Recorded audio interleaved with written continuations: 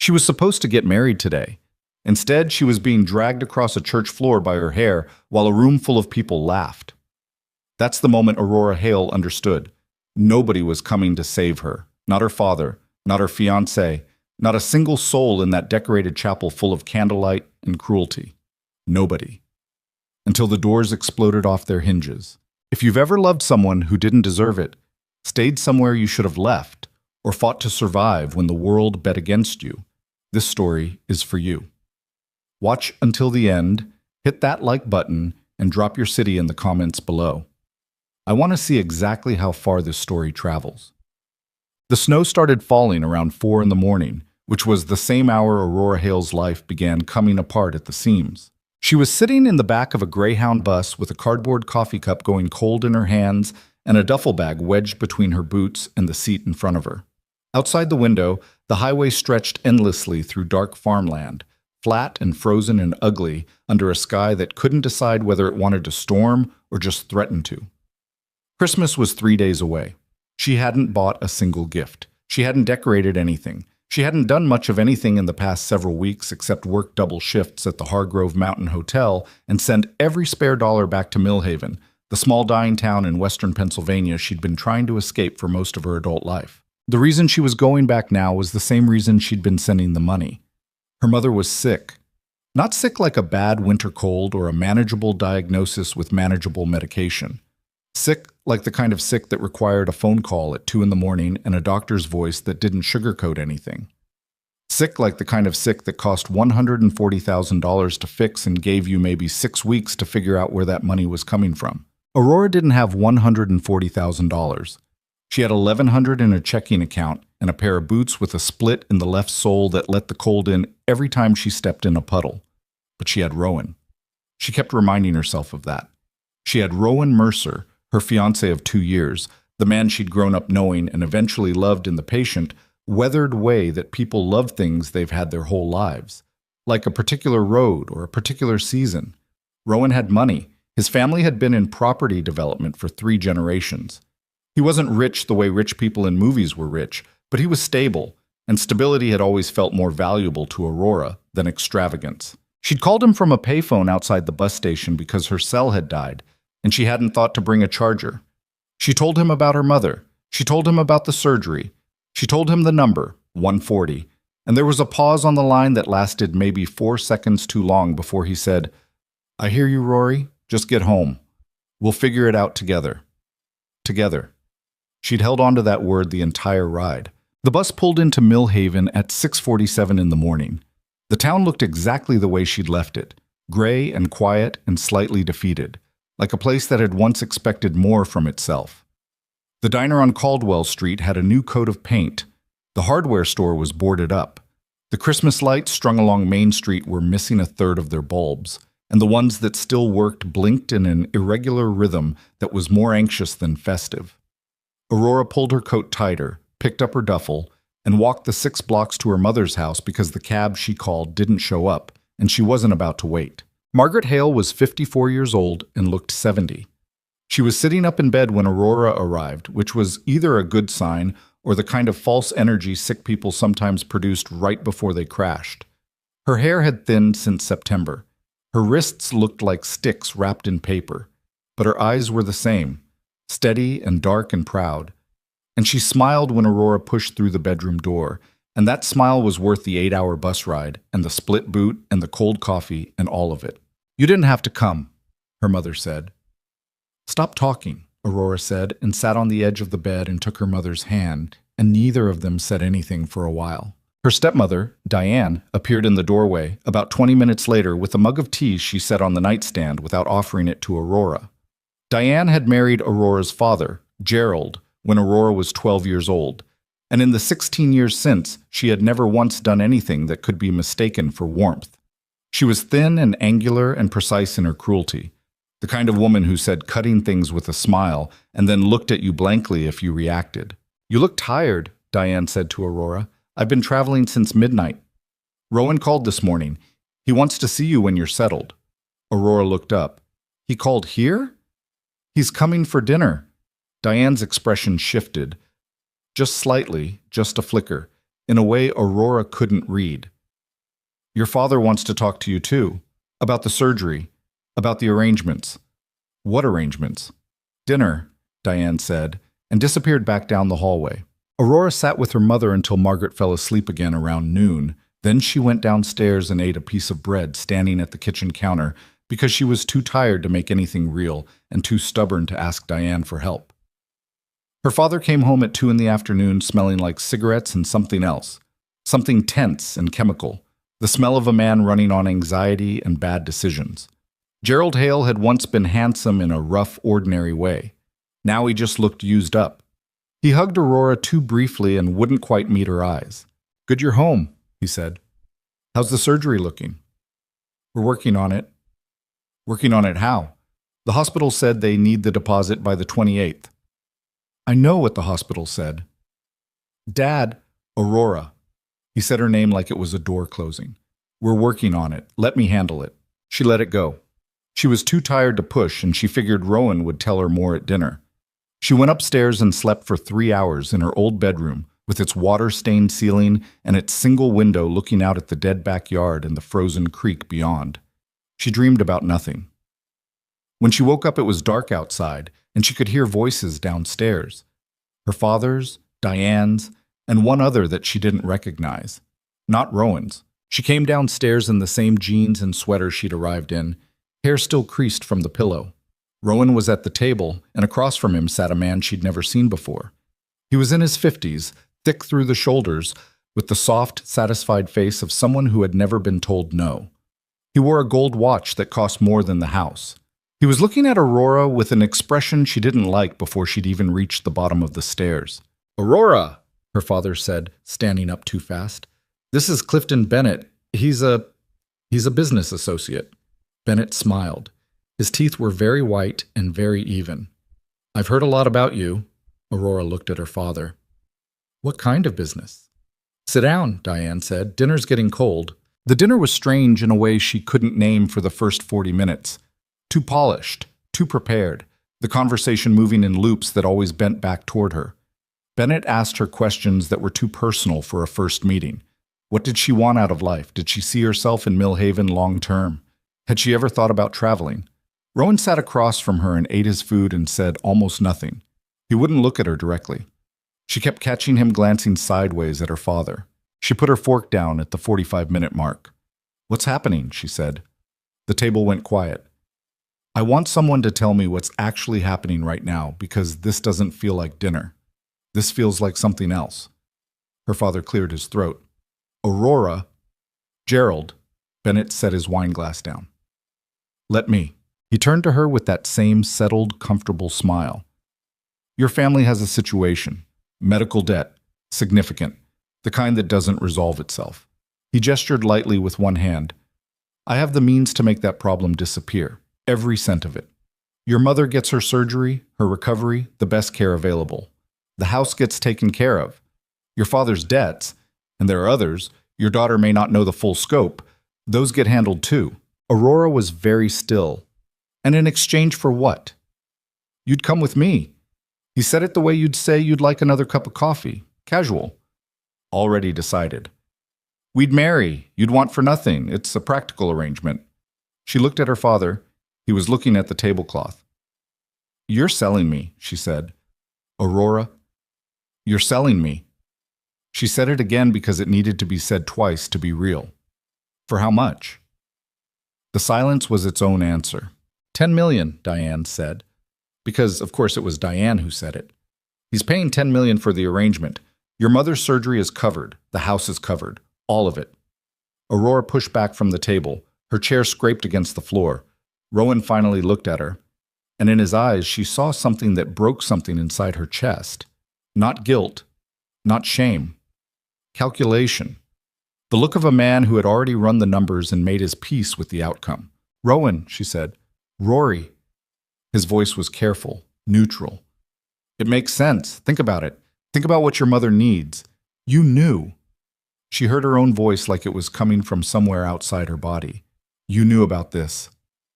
"I couldn't cover the surgery. Not that kind of money. I tried to figure out another—" "Get out," she said. "Aurora." I said get out of this house. Her voice cracked on the last word, but she held herself straight. All of you get out of this house right now. Nobody moved. She walked out instead. She made it to the end of the driveway before she stopped, because it was 18 degrees and she'd come downstairs in socks and she had nowhere to go. The cold hit her like a physical thing, cutting through the sweater, finding the gaps at her wrists and collar. She stood at the end of the frozen driveway with her arms wrapped around herself and breathed, long, ragged, furious breaths that misted white in front of her face, and tried to think. Her mind kept snagging on the number. 10 million. Her father had put a number on her, a specific, negotiated, fully settled number. She didn't know how long she stood there. Long enough for her feet to go numb through the socks, long enough for the cold to work its way into her chest and make breathing hurt. She was still standing there when the black car rolled past. It was moving slowly, too slowly for the conditions, the engine almost silent, the headlights cutting clean white slices through the falling snow. A town car. Not a make or model you saw in Millhaven. It passed her completely, then stopped about 30 yards ahead. For a moment, nothing happened. Then the rear door opened. "You're going to lose those toes." The voice was low and unhurried and carried an accent she couldn't place. Not quite East Coast, not quite European, something in between that felt like it had been worn smooth by a long time spent in too many places. She couldn't see the face from where she was standing, just a figure in the open door, dark coat, dark shirt, the brief orange point of a cigarette being extinguished against the doorframe. "I'm fine," she said. "You're in your socks. In December." A pause. "You are not fine." She didn't answer. The figure stepped out of the car fully, and the snow and the streetlight gave her enough to see by. Tall. The kind of tall that changed the geometry of a space. Wide through the shoulders in a coat that was clearly expensive. Dark hair, a little long, pushed back from a face that was, she registered this in a detached, exhausted way, extraordinary. The kind of face that had been put together with care and then interrupted by violence. A scar along the left jaw, another cutting through the left eyebrow. 40, maybe. 42. Eyes that were so dark they looked black from where she was standing. He looked at her the way very few people had ever looked at her, like he was actually seeing her. "Get in the car," he said. "I'll take you somewhere warm." "I don't get into cars with strangers. My name is Valentino De Luca." He said it simply, without flourish. Now we're not strangers. The name meant nothing to her. She was from Millhaven, Pennsylvania. She worked hotel shifts and sent money home, and her world was defined by bus schedules and grocery prices, and her mother's declining lab results. She had no reference for that name or what it carried. "Still a stranger," she said. Something shifted in his expression, not irritation, but something closer to interest, like she'd done something unexpected. "What's your name?" "Aurora." "Aurora." He repeated it like he was taking inventory of it. "Are you in trouble, Aurora?" She laughed, a short, jagged sound with no humor in it. "What makes you ask that?" "You're standing in the snow in your socks at—" He glanced at something on his wrist. 9:47 at night in what appears to be a residential neighborhood with no intention of going back inside, and your face looks like someone just took something from you that didn't belong to them. She stared at him. He stared back. The snow came down between them, soft and indifferent. "I'm not getting in your car," she said. "Then I'll stand here," he said, and leaned against the car door with his arms crossed, perfectly at ease, perfectly patient, as if freezing temperatures were something that happened to other people. She went back inside because her feet were genuinely going numb. She put on her boots and her coat and came back out through the side door that opened onto the driveway, and when she came around the front of the house, the black car was still there. He was still standing against it. "You need a drive somewhere?" he said. "The hospital," she said, because it was the only place she could think of that made sense. Her mother was 2 floors up, and even if she couldn't do anything useful, she needed to be near something real. "Millhaven General." He opened the rear door without a word. She got in. She told herself it was because of the cold. The hospital was 12 minutes away. He sat in the front with his driver and said nothing for the first 8 minutes, which she was grateful for. She looked out the window at the dark town going past and tried to put herself back together. The anger had settled into something heavier. Not grief exactly, but the weight of having believed something for a long time and then having it removed without warning. At the fourth traffic light, he turned slightly in the seat. "Whatever happened tonight," he said, "it's survivable." "You don't know what happened tonight." "No." He turned back forward. "But I know that look."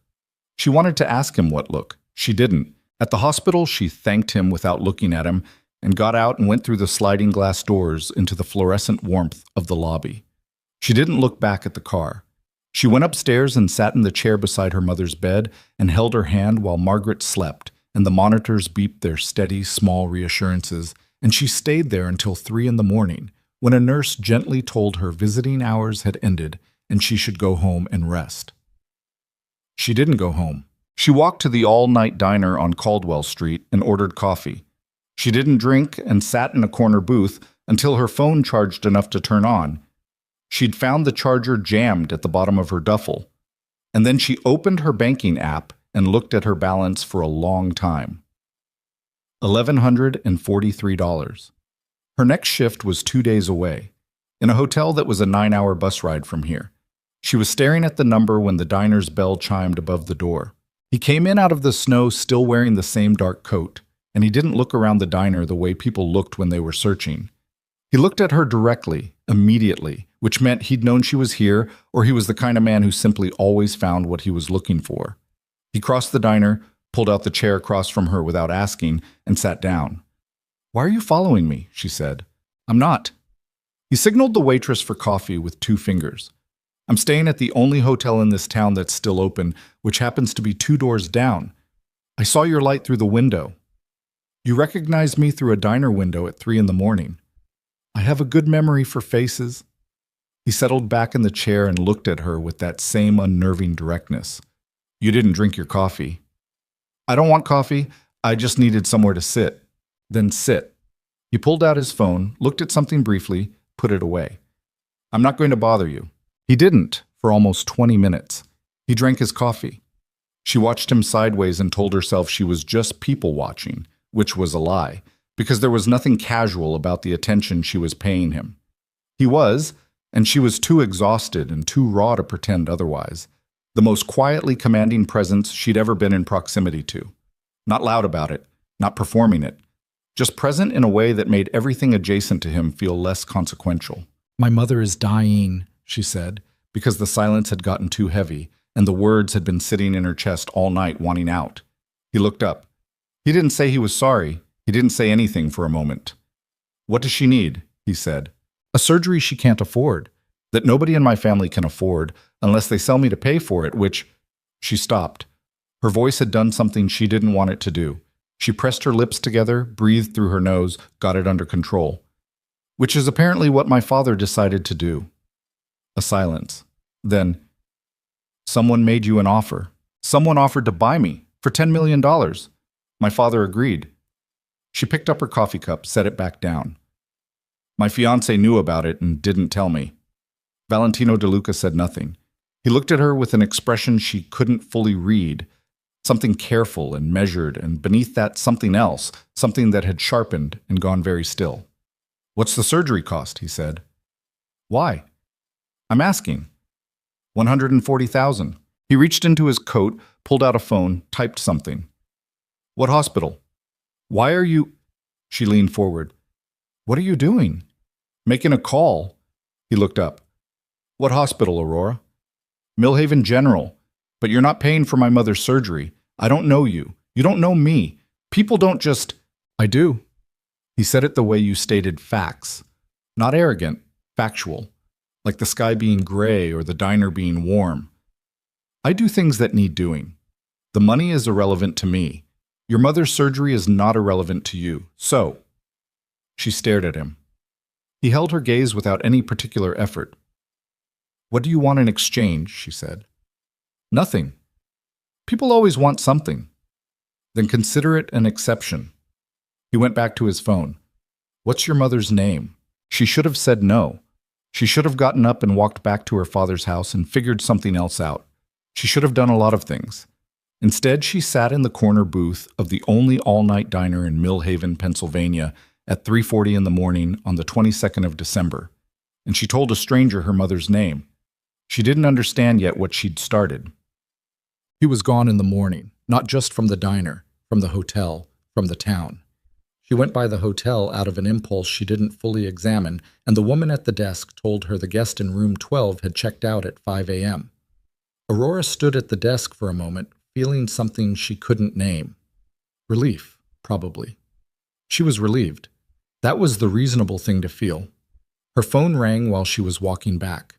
It was the hospital, not the billing department, the head of cardiothoracic surgery's office, a woman named Dr. Ingrid Sato, who told Aurora in a measured and professional voice that the payment for her mother's procedure had been received in full that morning, along with a deposit for post-operative care, and that they were scheduling the surgery for the 27th, and could she please come in to complete the consent forms at her earliest convenience. Aurora stopped walking in the middle of the sidewalk. "How much was the payment?" she said. Dr. Sato told her. It was not $140,000. It was more than twice that, enough to cover the surgery, the recovery, the follow-up care, and a private room for 6 weeks. Aurora stood on the sidewalk in the snow and didn't breathe for a moment. Then she did something she hadn't done in weeks. She cried. Not beautifully, ugly, shaking, gasping crying, the kind that wasn't about one thing but about everything at once, the whole accumulated weight of the last several months releasing through the narrow opening of this single fact. Her mother was going to live. She cried for 4 minutes. Then she wiped her face with the back of her hand, straightened her spine, and started walking back to her father's house. She had things to say. Opichi. Gerald and Diane were at the kitchen table when she came in, and Bennett was there too, which she hadn't expected. He was eating toast with the comfortable ease of a man who had made himself at home.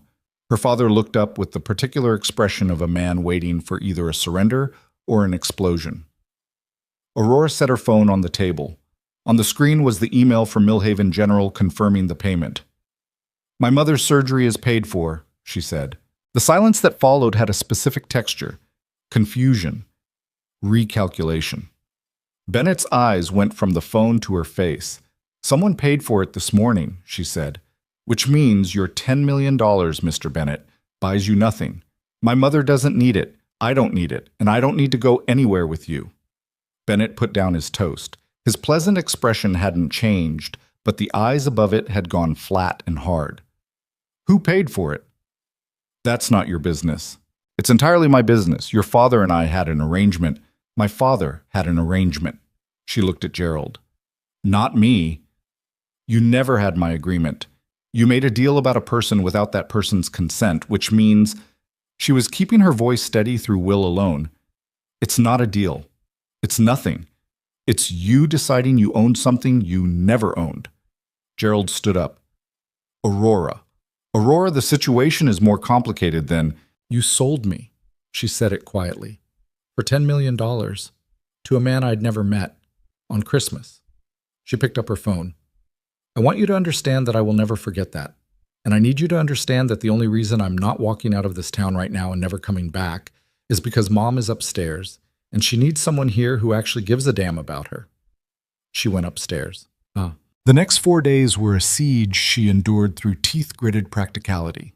She moved through the house like she was navigating a minefield, careful, deliberate, making herself small in the spaces where Diane and her father occupied, spending as many of her hours as possible at the hospital or in her mother's room. Bennett came back once. She left through the back door and walked around the block until his car was gone. Rowan called twice. She didn't answer. She was at the hospital on Christmas Eve when a bouquet of flowers arrived at the nurse's station. Deep red, probably $200 worth, with a card that had her name on it. She opened it. 3 words in handwriting that was precise and a little angular. "Merry Christmas, Aurora." No signature. She didn't need one. She sat with the card for a long time. Then she did something impulsive and probably stupid. She texted the number she'd been ignoring for 4 days. Not Rowan, the other one, the one he'd written on the back of a receipt at the diner in case she needed anything. She wrote, "Thank you for the flowers. And for everything else. You didn't have to." The reply came in 30 seconds. "I know. How is she?" "Better. Surgery's in 3 days. Good. A pause. Then, are you all right? She looked around the empty hospital corridor. The fluorescent lights, the linoleum, the sound of a television somewhere down the hall playing Christmas music. She thought about her answer for a long time. I will be, she finally wrote. Yes, he wrote back. You will. She didn't know what to do with that, so she put the phone in her pocket and went back to her mother's room. The surgery happened on the 27th. Aurora sat in the waiting room for 6 hours and 20 minutes, drinking bad coffee and reading the same 3 pages of a magazine over and over without absorbing any of it. Her father was there too, in a chair across the room. They didn't speak. Diane hadn't come. Rowan hadn't come. Nobody else had come. Just Aurora and Gerald sitting in the same room like people who shared a language but had forgotten how to use it with each other. Dr. Sato came out at 4:14 in the afternoon. She was smiling, the particular small, professional smile that Aurora had learned to read as the genuine one, not the practiced one. The surgery went very well, she said. Aurora bent forward in her chair and put her face in her hands and breathed. Gerald cried, which surprised her. She looked over at him, this man who had tried to sell her like property, who was crying in a waiting room chair with his elbows on his knees and his face crumpling. And she felt something that wasn't forgiveness, but was perhaps the first distant ancestor of it. Not now, not soon, but somewhere in the future, possibly. She texted the number again. She made it through. His response, of course she did. And then, there's something I need to ask you. She stared at the screen. Her mother was alive. Her mother was going to be okay.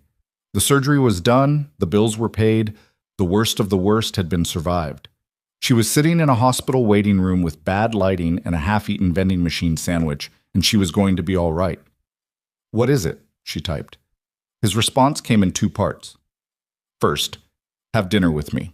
Then before she could answer, Millhaven has exactly 1 restaurant still open at this hour. I'll be there at 7. Come or don't. No obligation. Aurora put the phone in her pocket. She looked at the door to the recovery wing where her mother was waking up somewhere, confused and post-surgical and alive. She had every reason to say no. 100 reasons. The strangeness of it, the speed of it, the complete absence of any framework that made it sensible. She didn't know this man. She didn't know where he came from, who he was, why he'd spent an enormous sum of money on a woman he'd met in the snow outside a house that wasn't even a house she belonged to. She had every reason to say no. She was at the restaurant at 6:53. He was already there. He stood when she came in, which was a small thing that landed with unexpected weight. She couldn't remember the last time anyone had stood when she came into a room. He looked different in the restaurant light than he had in the snow or the diner at 3 in the morning, more defined, sharper in the particulars. The scar along his jaw caught the light, and she noticed a second one she'd missed before, at the corner of his right eye. He was, and she acknowledged this to herself with the resigned honesty of someone too tired for pretense, extraordinarily beautiful. In the way sharp things were beautiful. In the way things that could cut you still caught the light. You came, he said. I'm here for the food, she said. Their chicken is actually decent. He smiled. She felt it in her sternum, which she noted and filed away as information she wasn't prepared to act on. They ate. They talked. Not about what she expected. Not the money. Not her family. Not the arrangement he'd derailed. He asked about her mother. She told him, briefly, about Margaret's stubbornness and her laugh and the way she'd grown herbs on the kitchen windowsill every winter for as long as Aurora could remember. He listened the way very few people listened, with full attention, no performance of it. She found herself saying more than she intended to. Halfway through dinner, she asked him where he was from. He named a city. Originally, he said, and now? Everywhere. He turned his wine glass slowly. I travel for work. What kind of work? A pause, brief, but there. Finance, he said. She looked at him. He looked back. You're lying, she said. Something crossed his face. Surprise, quickly controlled. And beneath that, something almost like pleasure. Am I? The way you said it. You hesitated. Perceptive. What do you actually do? He held her gaze for a long moment. Then, I manage interests, multiple. Not all of them the kind you discuss in restaurants. She absorbed this. Should I be afraid of you? Probably. He said it without blinking. But you're not. She thought about this. No, she said. I'm not. Why?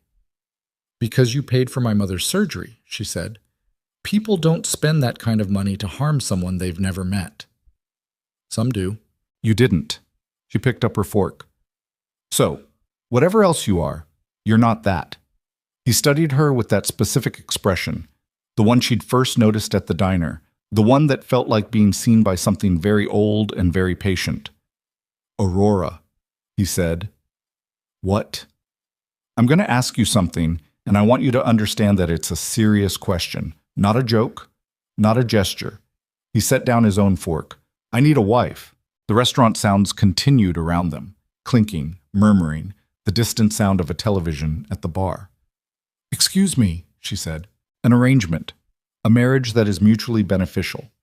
You need protection from your father, from Bennett, from the kind of poverty that will drag you back here every few years for the rest of your life. I need someone I can trust. Someone who doesn't want something from me in a way that compromises me. He paused.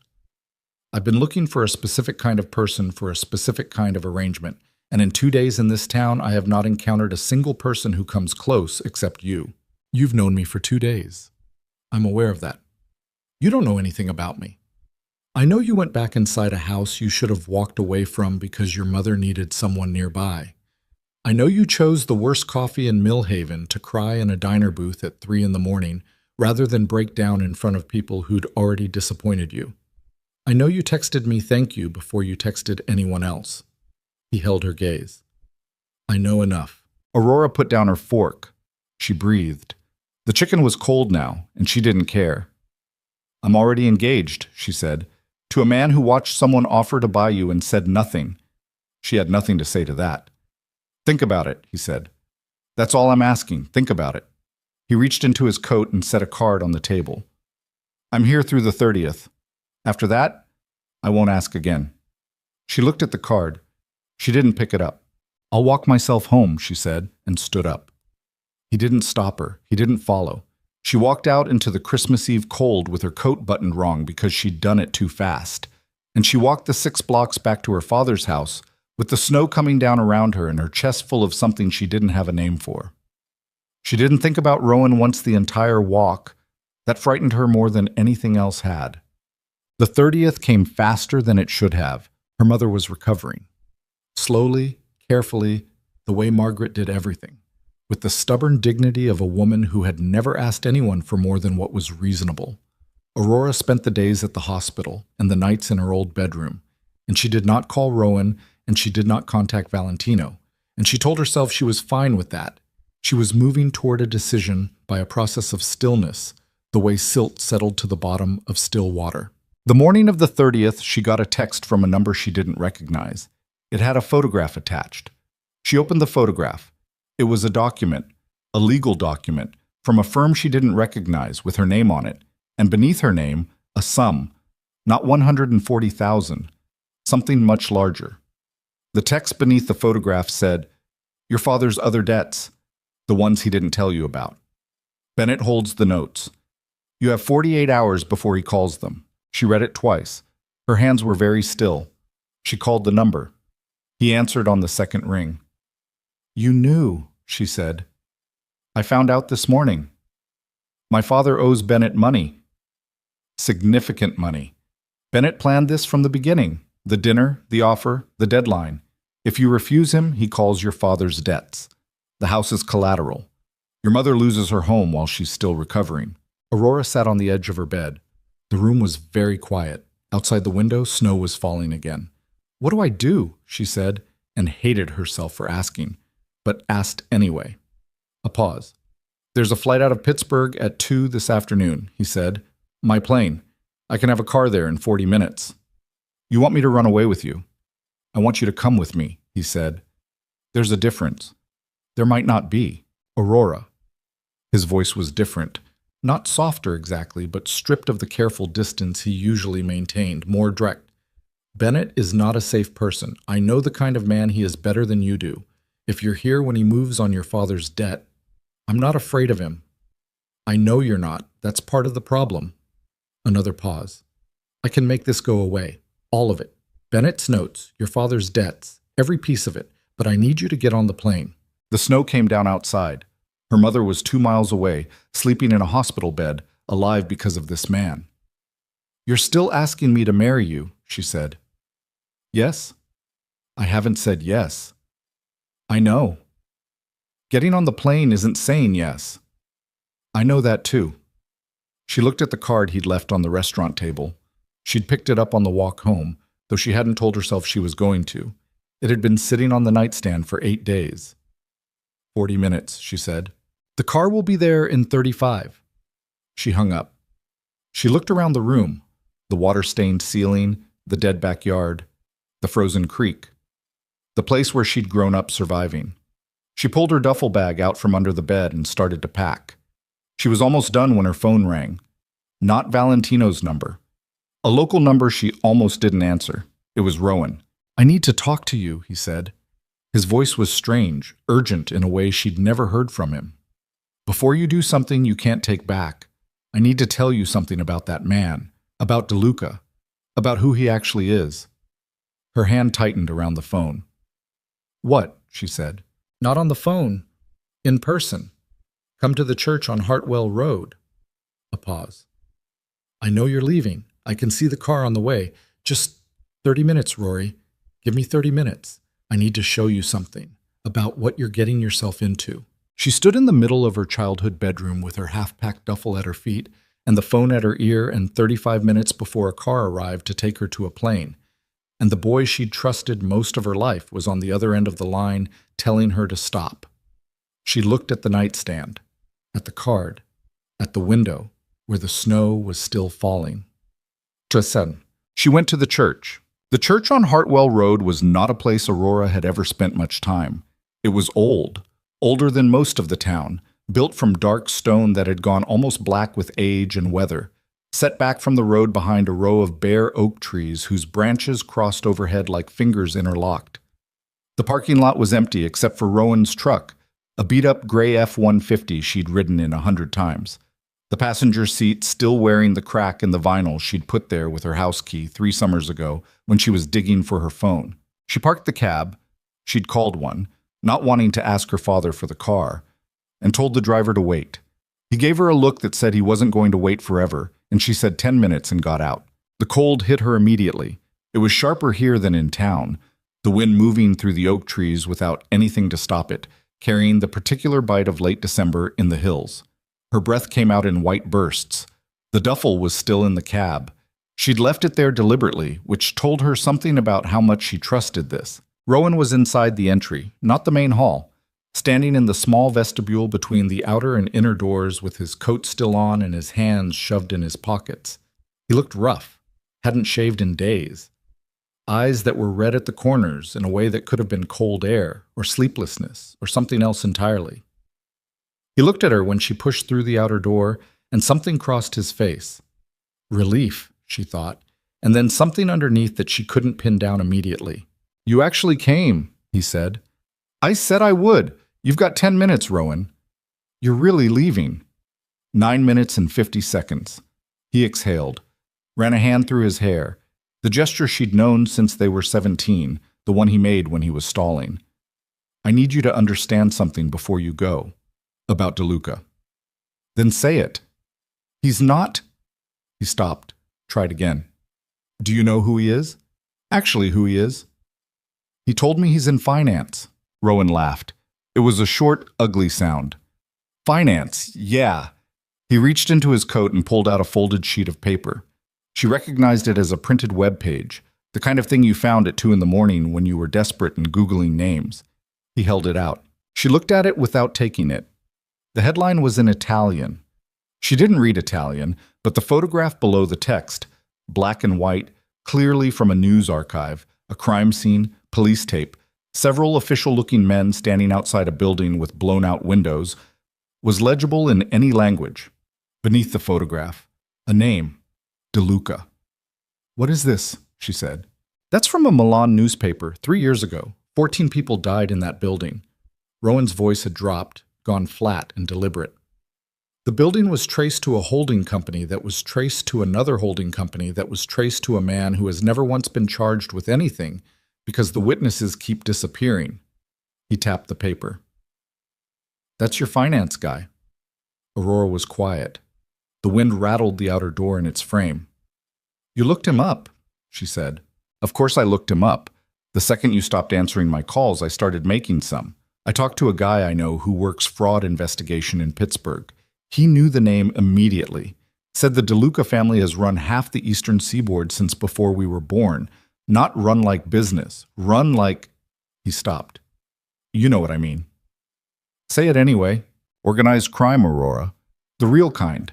Not like movies, the kind where people who ask the wrong questions end up not asking any more questions. He was watching her with an intensity she hadn't seen from him in years. Desperate, almost angry. He spent $300,000 on your mother's surgery. That's pocket change to him. Do you understand what that means? It means he's bought you for less than it costs him to park his plane. She was still looking at the paper in his hand, the blown-out building, the police tape. Why didn't you tell me about Bennett? She said. Rowan blinked. What? The dinner, the arrangement. You sat there and you knew. She looked up at him. You knew my father had made a deal and you didn't say a word until it was already at the table. Why? That's not the point right now. It's exactly the point. You're standing here telling me I shouldn't trust a man I barely know, but I've known you my whole life, and you sat across from me at that dinner and you watched my father sell me and you didn't open your mouth.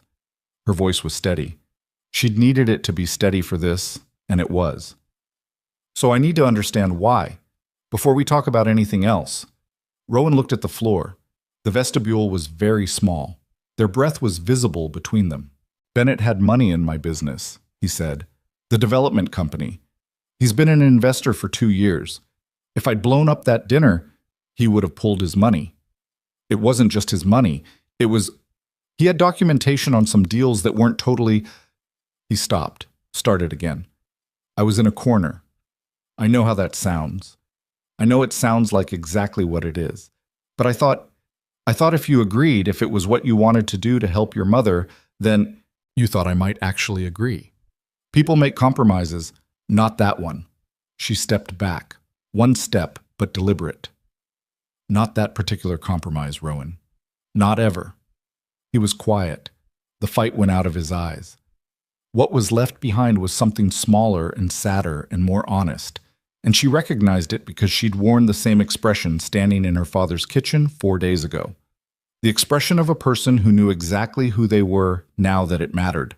I'm sorry, he said. And she believed him, actually.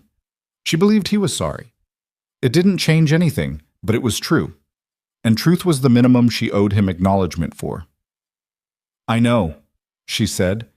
She reached over and took the printed paper from his hand. She looked at it for a moment. The blown-out building, the name, the grainy black and white of it all. Then she folded it and put it in her coat pocket. Thank you for showing me this, she said. Rowan stared at her. You're still going. My cab is running. Aurora. Did you hear what I just said? 14 people? He paid for my mother's surgery. She buttoned her top button. And when my father tried to sell me to a man who was planning to blackmail him from the beginning, DeLuca told me. He could have let Bennett spring that trap and used it to push me. He didn't. He gave me the information and told me I had a choice. She looked at Rowan. That's more than you did. The outer door opened against the wind. She stepped through it.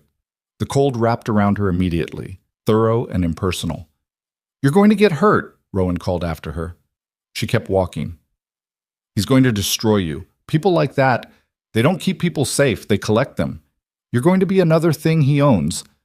She got in the cab, closed the door. The driver looked at her in the rear view. Pittsburgh Airport, she said. Fast as you can. She put her hand in her coat pocket and felt the folded paper. She didn't unfold it again.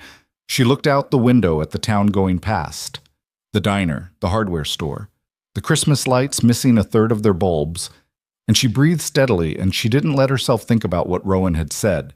Not the specifics of it, because if she thought about the specifics, she would have to think about what she was doing, and right now she needed to just be in motion. Her phone buzzed. A text from the same number. Cars 3 minutes out. She texted back. Already in a cab. Meet me at the gate. A pause. Then, you went somewhere first, not a question. I'll explain later, she typed. You don't have to. She stared at that for a moment, then put the phone away. The plane was not what she'd expected, which meant she hadn't known what to expect. A private terminal, a gate attendant who called her by name without being told, a plane that was not enormous but was the kind of quiet and deliberate that communicated money without announcing it. She'd never been on a private plane. She'd been on 3 commercial flights in her life, all of them middle seat. He was already on board when she came up the stairs, sitting in a leather seat with his coat still on, laptop open, a glass of water on the table. He looked up when she appeared and took in the duffel, the coat, her face, all of it in one brief sweep, and then went back to the laptop. There's food in the galley if you want it, he said. We leave in 10 minutes. She sat down across from him, put the duffel at her feet. The seat was softer than her mattress at home. I went to meet Rowan, she said. He closed the laptop, not dramatically, just carefully, setting it aside. He looked at her. He showed me something, she said. About you. About Milan. She blinked. You know what he showed me. I know what's publicly available, yes. His voice was even. No defensiveness in it, no particular concern. What do you want to know? Was it you? A pause. Long enough to be honest. The investigation named a holding company. The holding company was mine in a technical sense. The building was a problem that required resolving. He looked at her steadily. 14 people died in that building who used that building to move things across borders that I had told them to stop moving. When they didn't stop, I stopped them. The plane's engines were warming up, a low vibration running through the floor. You're telling me you had people killed, she said. I'm telling you the truth because you asked for it. He held her gaze. I have done things in my life that would make most people get off this plane. I'm not going to pretend otherwise and then let you find out later, because that's a cruelty I don't have any interest in. She should have gotten off the plane. Is my mother safe? She said instead. The people who paid for her surgery, is there anything attached to that money that could… No, he said. It came through a clean channel. There's nothing tied to it. Nobody is going to come for your mother. He paused. That's not how I operate. How do you operate? He was quiet for a moment. I have enemies. Significant ones.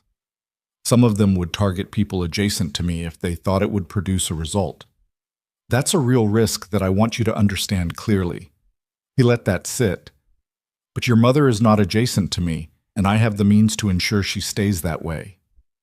The plane began to move. Aurora realized distantly that she had not told it to stop.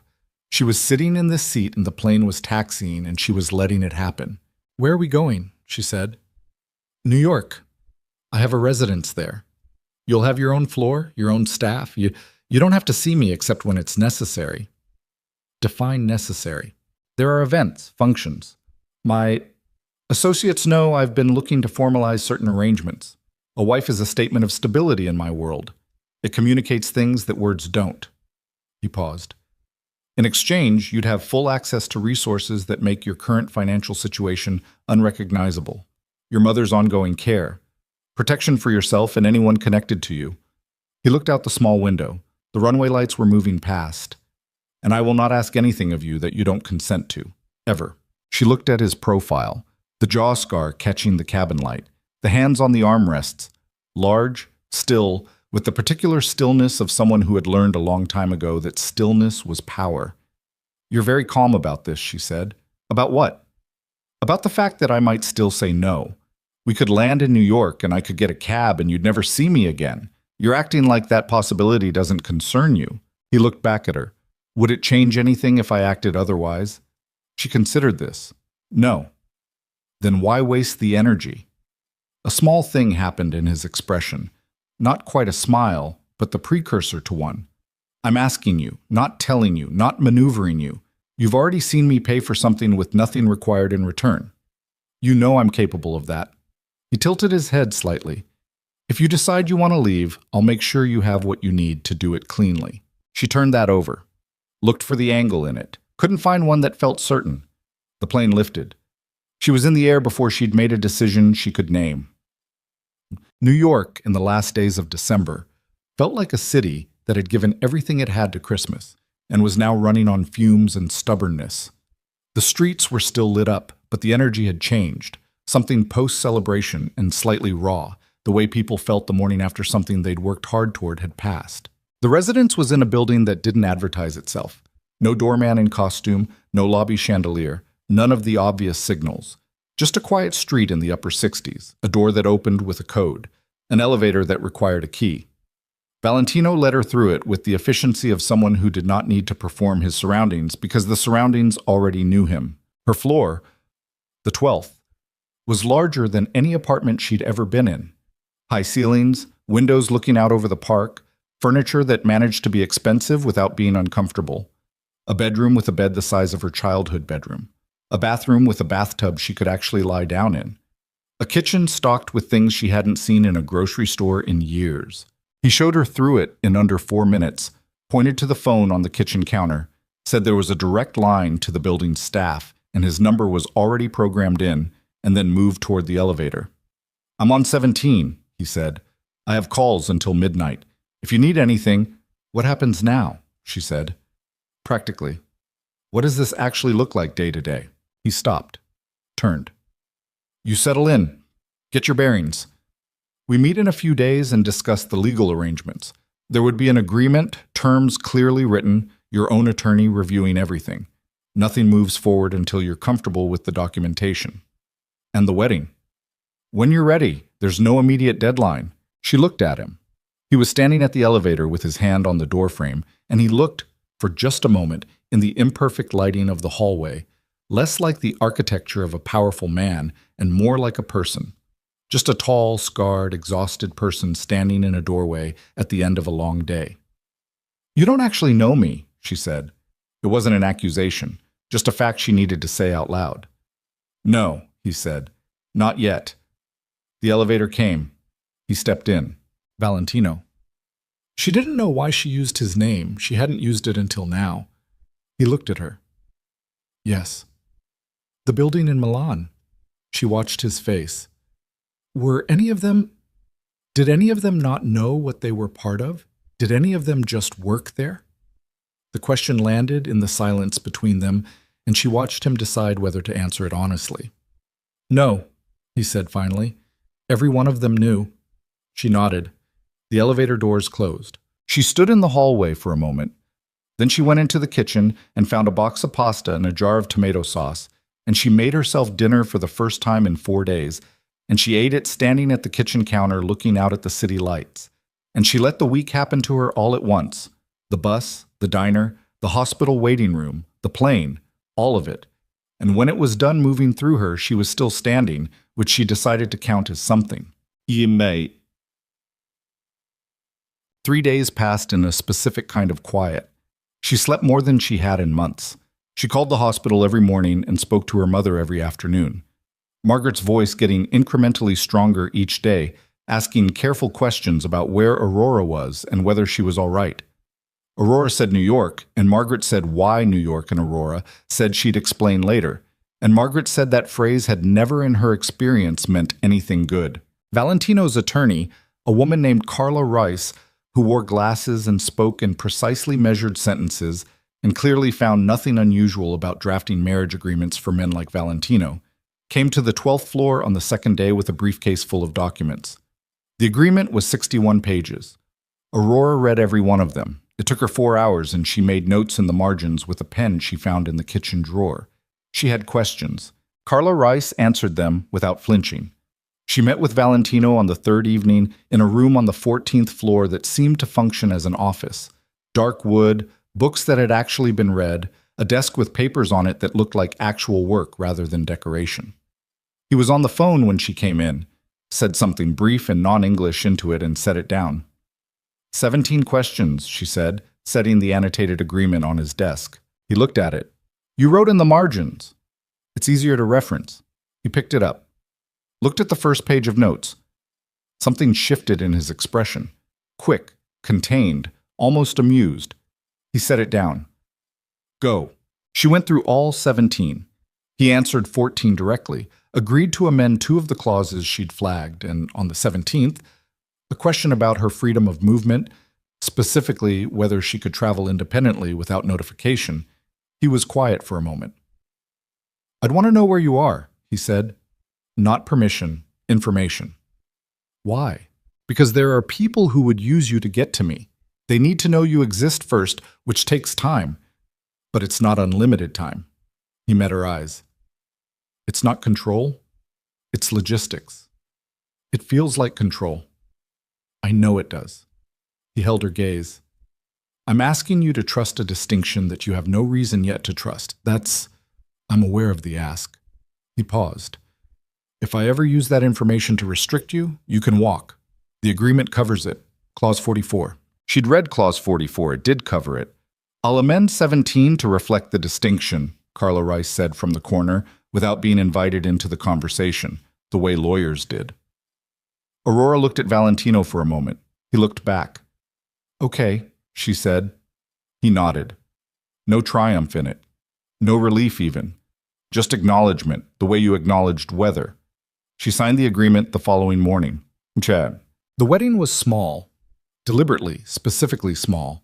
A civil ceremony in a judge's chambers on the 31st of December, with Carla Rice as witness and Valentino's driver, a man named Sergio, who had not spoken a word to Aurora in 4 days, standing at the back of the room with his hands clasped and his expression that of someone attending a very boring work meeting. Aurora wore a dress she'd bought in 3 hours from a store on Madison Avenue. Dark green, knee-length, the kind of dress that wasn't trying to be anything it wasn't. She'd bought it because she liked it and because it cost less than $200, which seemed important to her in a way she couldn't entirely articulate, some form of resistance she was maintaining with her wallet since she'd given ground everywhere else. Valentino wore a dark suit and a black tie, and when she came in, he looked at her for a second too long before he looked away, which she filed under information she wasn't ready to process. The judge was a small man named Harlan who had clearly done this before and had the professional neutrality of someone who considered the interior lives of the parties in front of him strictly none of his business. He moved through the required language with efficient respect. When he reached the relevant moment, Valentino turned to her.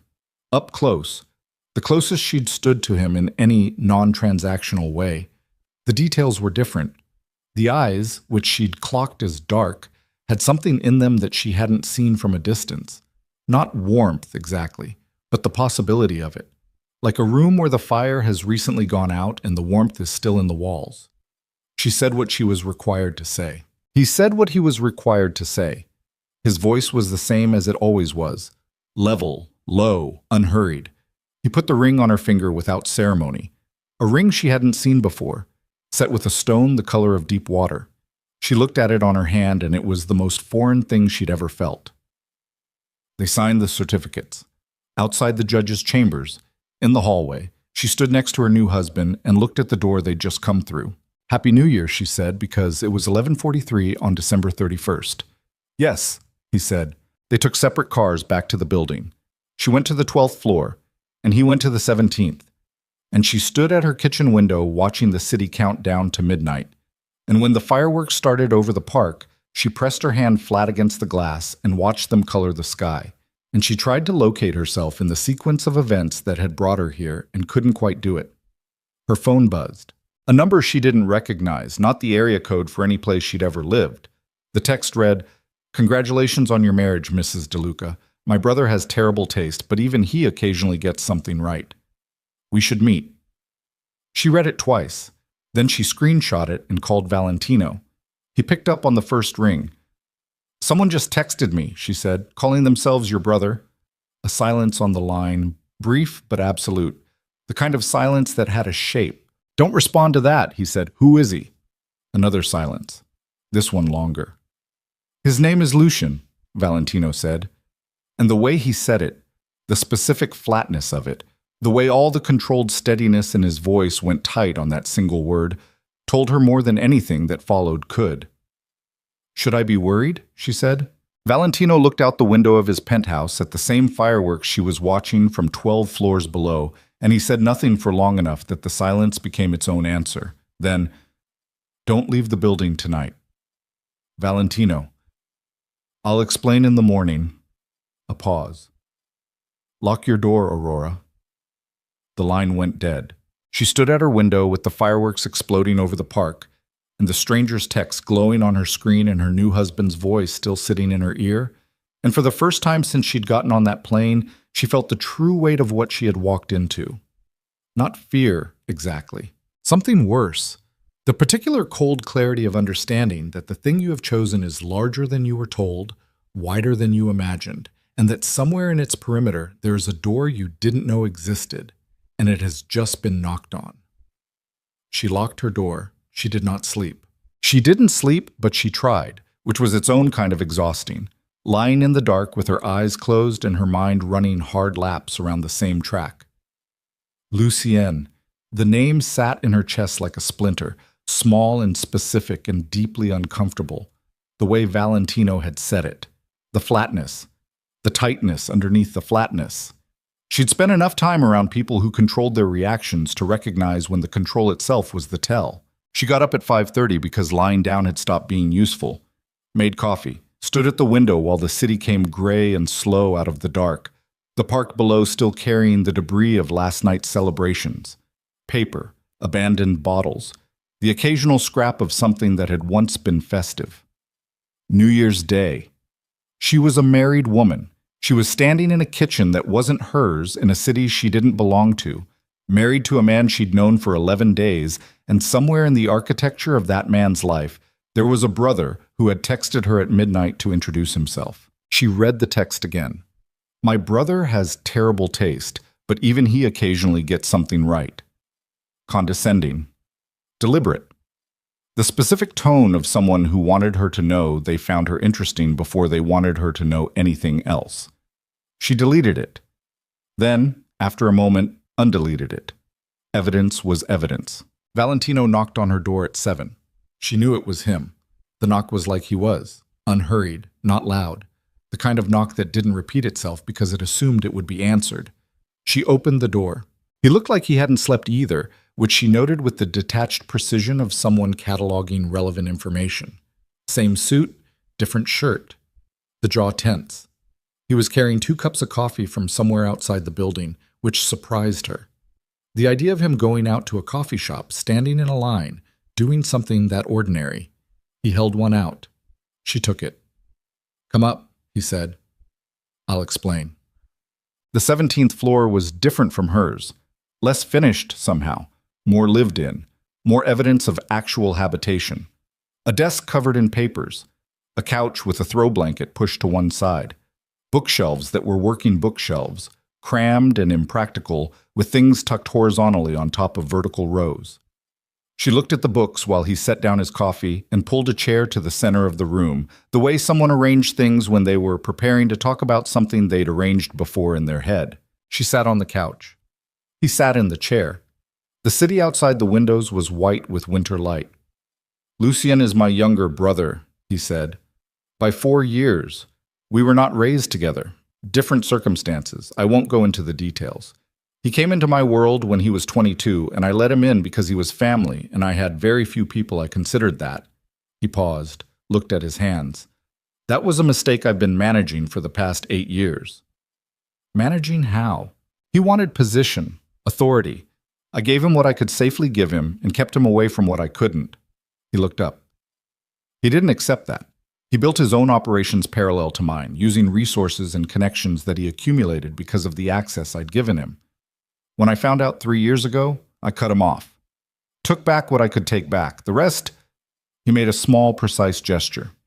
Became a problem. "He's your enemy," she said. "He's my brother who is also my enemy." He held her eyes, which is a specific category of dangerous because he knows things that actual enemies don't know. He knows how I think. He knows what I protect. He knows what I... A stop. Brief. He knows the architecture. And he texted me on our wedding night. Yes. So he knows about me. He's known about you since before you got on the plane. I have people watching certain things. So does he. When my people moved, his people saw. The muscle in his jaw worked once. I should have told you this before. I kept it because I didn't want to. I thought I had more time to manage it. Aurora looked at him.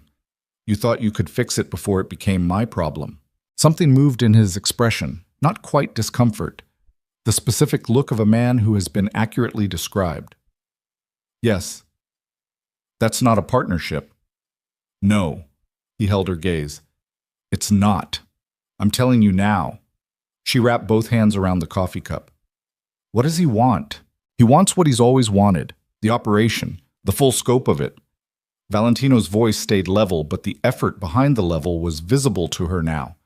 She'd had enough days to learn the difference between his natural stillness and his controlled stillness. This was controlled. He believes that if he destabilizes me enough, publicly, structurally, the people who currently align with me will recalculate. There are men who follow capability. If I appear to have lost mine, they move. And taking you apart through me is how he destabilizes you. The silence was the answer. How bad is it? She said. He doesn't have enough yet. That's why he reached out. He wants to see what you are to me before he decides how hard to push. He looked at her. How you respond to him matters. What you show him matters. What do I show him? Nothing, Valentino said. You show him nothing. You don't respond. You don't engage. He's going to come in person eventually, she said. You know that. A text is an opening move, not a strategy. Valentino looked at her for a moment. Yes. So me showing him nothing only works until he's in the same room. She set down her coffee. What happens then? A beat. 2. Then we navigate it, he said. Together. Which is why I'm telling you now instead of 3 months from now. She looked at him. He looked back. The morning light was coming through the windows at an angle that caught the scar on his jaw and made the lines of his face very clear. Is there anything else you're managing? She said. Any other pieces of your life that are actively dangerous that you've been planning to tell me when you ran out of time? He was quiet. Valentino, there's always something, he said. Not evasive, honest. The flat honesty of someone who has stopped pretending their world is simpler than it is. That's the nature of what I do. I don't have a clean life that I'm keeping messy areas away from. He paused. It's a structure under constant pressure from multiple points. I manage the pressure. Some of it I see coming, some I don't. I need to know the main ones, she said. Not everything. The main ones. The ones that are currently active. He studied her. Then he said, Lucien, a man named Dario Ferrante in the South who believes I owe him a debt I don't acknowledge. A situation in 3 months involving a set of agreements that are coming due and may not settle cleanly. He held up 3 fingers, one for each, and folded them as he named them. Those are the active ones. Which one is most likely to come through my door? Lucien, he said, without hesitation. She nodded. She picked up her coffee again. Okay. He watched her. Okay. I'm not going to pretend I'm not afraid of this, she said, but I made a choice and I'm not someone who unmakes choices when they get complicated. She looked at him steadily. I need you to not manage me. I need you to tell me things when they become relevant, not when you've run out of alternatives. That's the only way this works. Something shifted in his face. Small, real. Yes, he said. Good. She stood up. I'm going to shower and then I want to call my mother. After that, you can tell me what you need me to know about Lucien specifically. She walked to the elevator, had her hand on the door when he said her name. She looked back. He stopped. Tried again. People don't usually... Another stop. He looked for one unguarded second, like a man who had a thing to say and no practiced way to say it because he'd never needed the practice. Thank you, he said finally, for not running. She looked at him for a moment. Not yet, she said, and hit the elevator button. The first 2 weeks of January moved in a rhythm she hadn't expected. Not quiet. Valentino's world was never quiet. The phones ran constantly. People moved through the upper floors with the purposeful tension of people managing large and complicated things. But structured. She had space within it. He gave her that deliberately, and she could see the deliberateness, which she appreciated more than if it had been natural. She learned the building. She learned Sergio, who turned out not to be mute but simply conservative with words. He had 4 distinct one-syllable responses that covered most situations and deployed them with the precision of a man who had decided long ago that language was mostly inefficient. She learned Carla Rice, who worked out of the 14th floor and who, once Aurora had demonstrated she could read a legal document without needing things explained, began treating her with the particular respect lawyers reserve for clients who didn't waste their time. She did not learn Valentino. Not fully. But she learned the outline of him with more accuracy each day. The rhythm of his silences, the way his attention changed quality depending on what he was thinking, the small and involuntary things his face did when he was close to something he cared about and was trying not to show it. She caught him watching her 3 times in the first 2 weeks, in the way that people watch things they found genuinely surprising. She didn't mention it, she filed it. Her mother called every day. Margaret was recovering with the stubbornness she applied to everything. Physical therapy proceeding at a pace her doctors described as remarkable, and that Aurora recognized as her mother simply refusing to be inconvenienced by her own body longer than necessary. She hadn't told Margaret about the marriage. She'd said she was working a new job. Margaret had said in that new job and with that new money, something didn't add up, and Aurora had said she'd explain in person, and Margaret had said that phrase again, and Aurora had laughed for the first time in 3 weeks. The call came on January 14th. She was in her kitchen, noon. She was eating lunch, actually cooking now, filling the hours with something physical. And her phone rang with the unsaved number. She knew before she answered. "You didn't write back," Lucien said. His voice was lighter than she'd expected, younger sounding, almost pleasant in the way that things were pleasant when they were working very hard at it. "I was hurt." "I don't respond to unknown numbers as a rule," she said. "Smart. My brother trained you fast." A pause. "Or maybe you came that way. I haven't decided yet." "What do you want?" "To meet you." Simple, easy, like a social call. "You're family now, technically. I think we should know each other." "Your brother would disagree." "My brother disagrees with most things I do. That's a him problem." She could hear him smiling through the phone. It was not a warm smile. She could tell the difference. "I'm not asking for anything complicated. Coffee, public place, an hour." Another pause. "I can be very helpful to you, Aurora, if you let me." "Helpful how?" "Information," he said. "Things about the man you married that he hasn't told you. Things you might want to know before you get any more comfortable in that building." She was quiet. The knife she'd been using sat on the cutting board. Her hand was very still. "You don't know what he hasn't told me," she said. "I know Valentino," Lucien said. "I know exactly what he tells people and exactly what he keeps. And I know that whatever he's told you about me, he hasn't told you the most important thing." His voice dropped, just slightly. Precision, not drama. "Ask him what happened to the last woman he brought into his life." The line went quiet. "Ask him," Lucien said again, gently. "And then call me back." He hung up. She stood in the kitchen for a long time. The food went cold on the counter. Outside, the park was bare and white under an overcast sky, and the city moved beneath it in its usual indifferent way. And she stood there with the phone in her hand and felt the specific cold of a thing that you've been told to know and now can't be told. She could dismiss it. That was an option. Lucien was her husband's enemy, which made him her enemy by extension, which made everything he said suspect by design. She knew that. She knew the mechanics of it clearly. And yet, she went upstairs at 4 in the afternoon. Valentino was in the office, on the phone. He held up one finger. A minute, and she sat in the chair across from his desk and waited. He finished the call in 3 minutes, set the phone down, looked at her, saw her face. "What happened?" he said. "Lucien called me." The stillness that came over him was the controlled kind. She knew it now. "What did he say?" "He wants to meet. Coffee, public place." She held his gaze. "And he told me to ask you what happened to the last woman you brought into your life." Silence. Complete. The kind of silence that confirmed the question was valid. She watched his face move through several things very quickly, all of them contained, all of them fighting to stay contained. and settle into something flat and careful that was the most alarming thing she'd seen on him yet, because it meant he was deciding how to say something difficult. Her name was Mara, he said. Aurora waited. 3 years ago. She wasn't... He stopped, chose words with the precision of someone diffusing something. It wasn't what you and I have. It wasn't an arrangement. The pause was the longest she'd heard from him. I was not careful. I let her into spaces I don't let people. I thought that was the right thing to do. What happened to her? Lucien found out she mattered to me. His voice was completely flat now.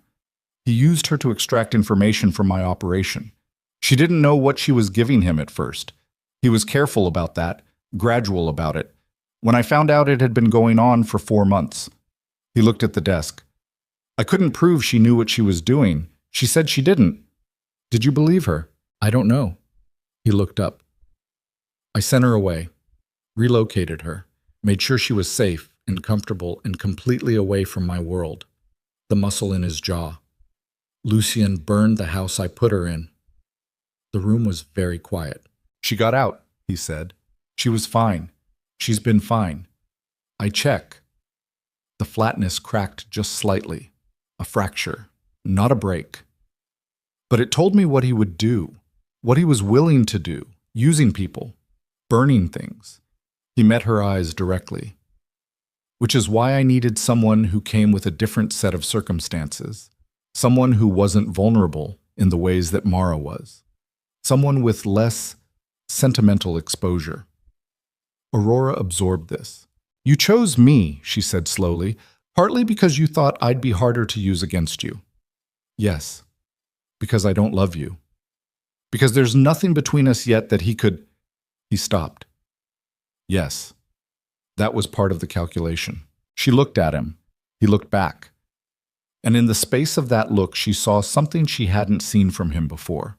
Not guilt, which was a performative thing, but its structural equivalent. The expression of a man who has done a reasonable thing for defensible reasons and is currently watching those reasons look worse than they seemed when he made them. The arrangement, she said, my terms, the specificity of them, the way it was structured to feel like a transaction, helped establish the optics, yes. He didn't look away. If there's nothing between us, there's nothing for him to reach. She stood up, slowly, the way you stood up when your legs needed a moment to remember they worked. You used me as a shield, she said. I offered you something real in exchange. You used me as a shield, she said again. Not louder, flatter. The surgery, the protection. That was real, I believe that. But the shape of this, the specific shape, was designed to keep me at a distance that protected you. He was quiet. And it didn't work, she said, because Lucien already found out about me. He called me directly. He's already moved past whatever perimeter you designed. She picked up her phone from the arm of the chair.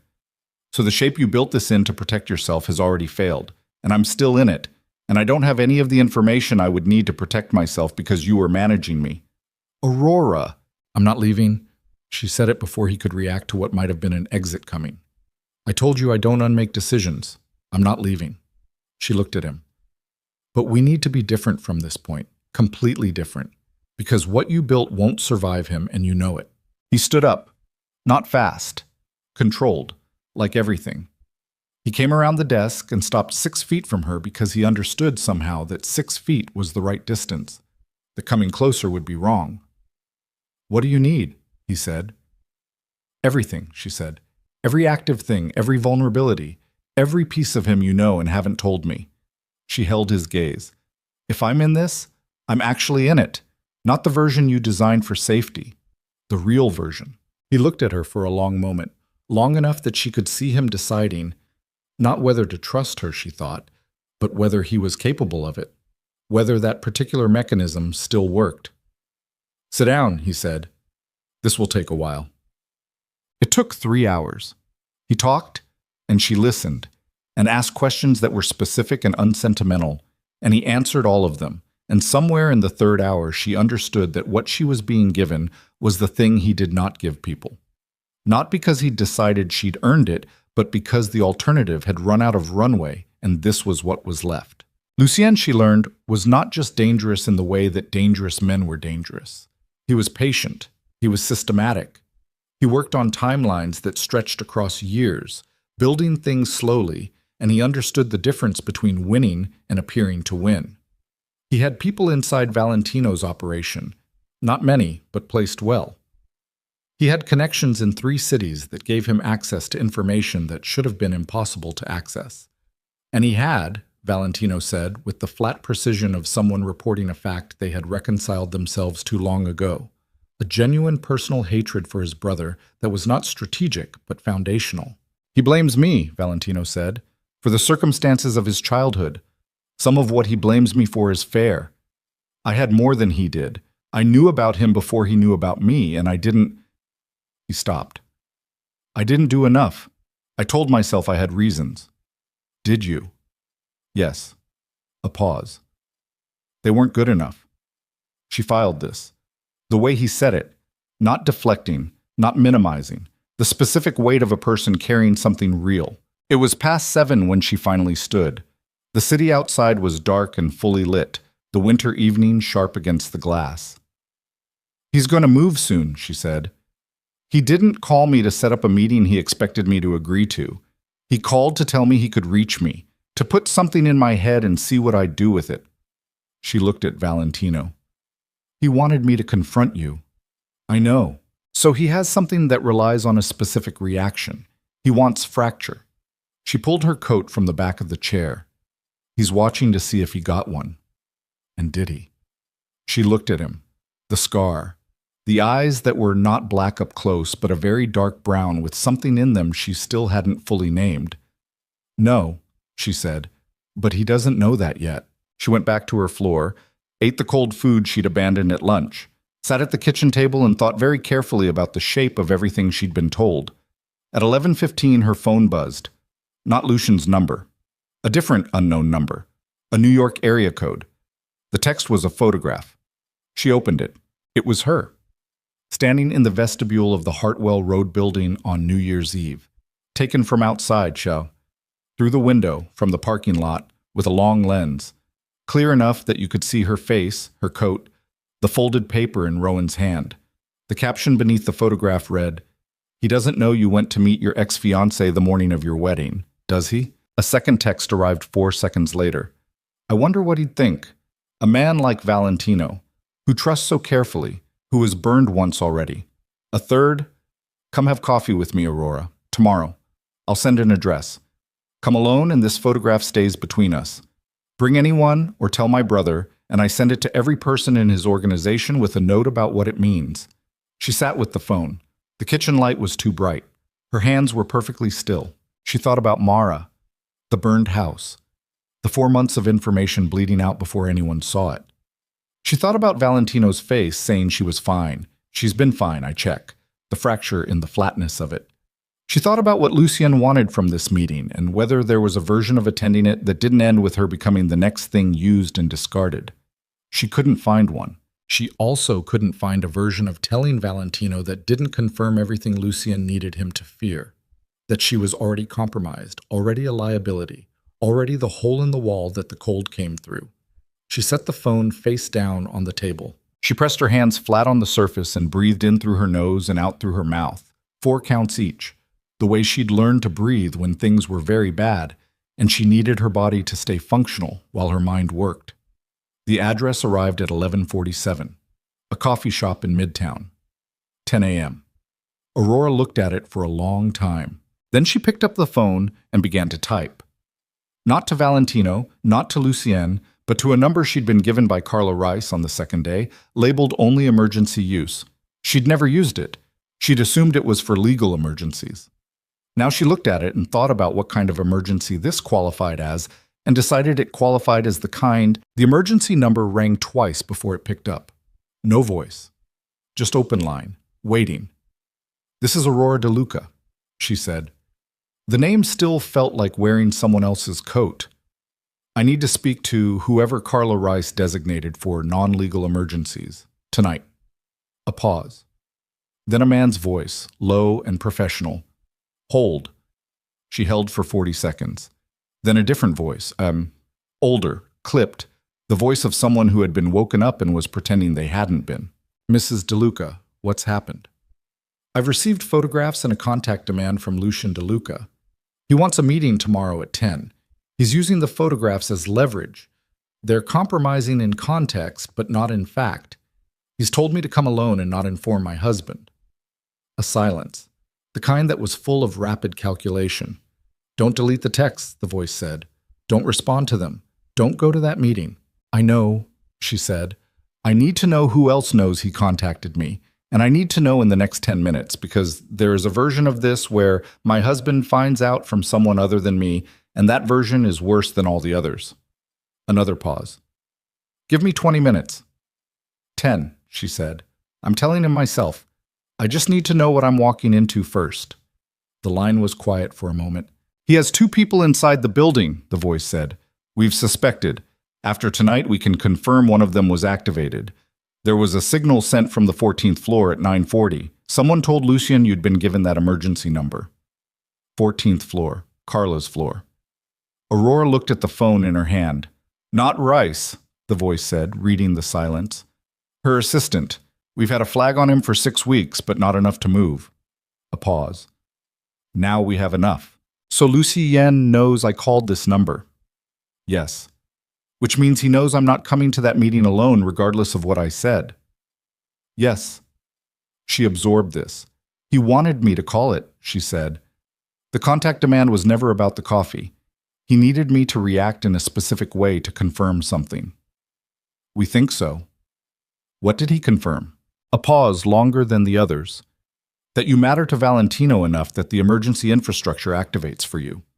The voice was careful now, deliberate. He's been trying to establish how much you're worth as leverage. Tonight was a measurement. Aurora sat very still in her bright kitchen at 11:58 on New Year's night and understood something she should have understood 3 hours earlier. This wasn't about the photograph. The photograph was a key, not a weapon.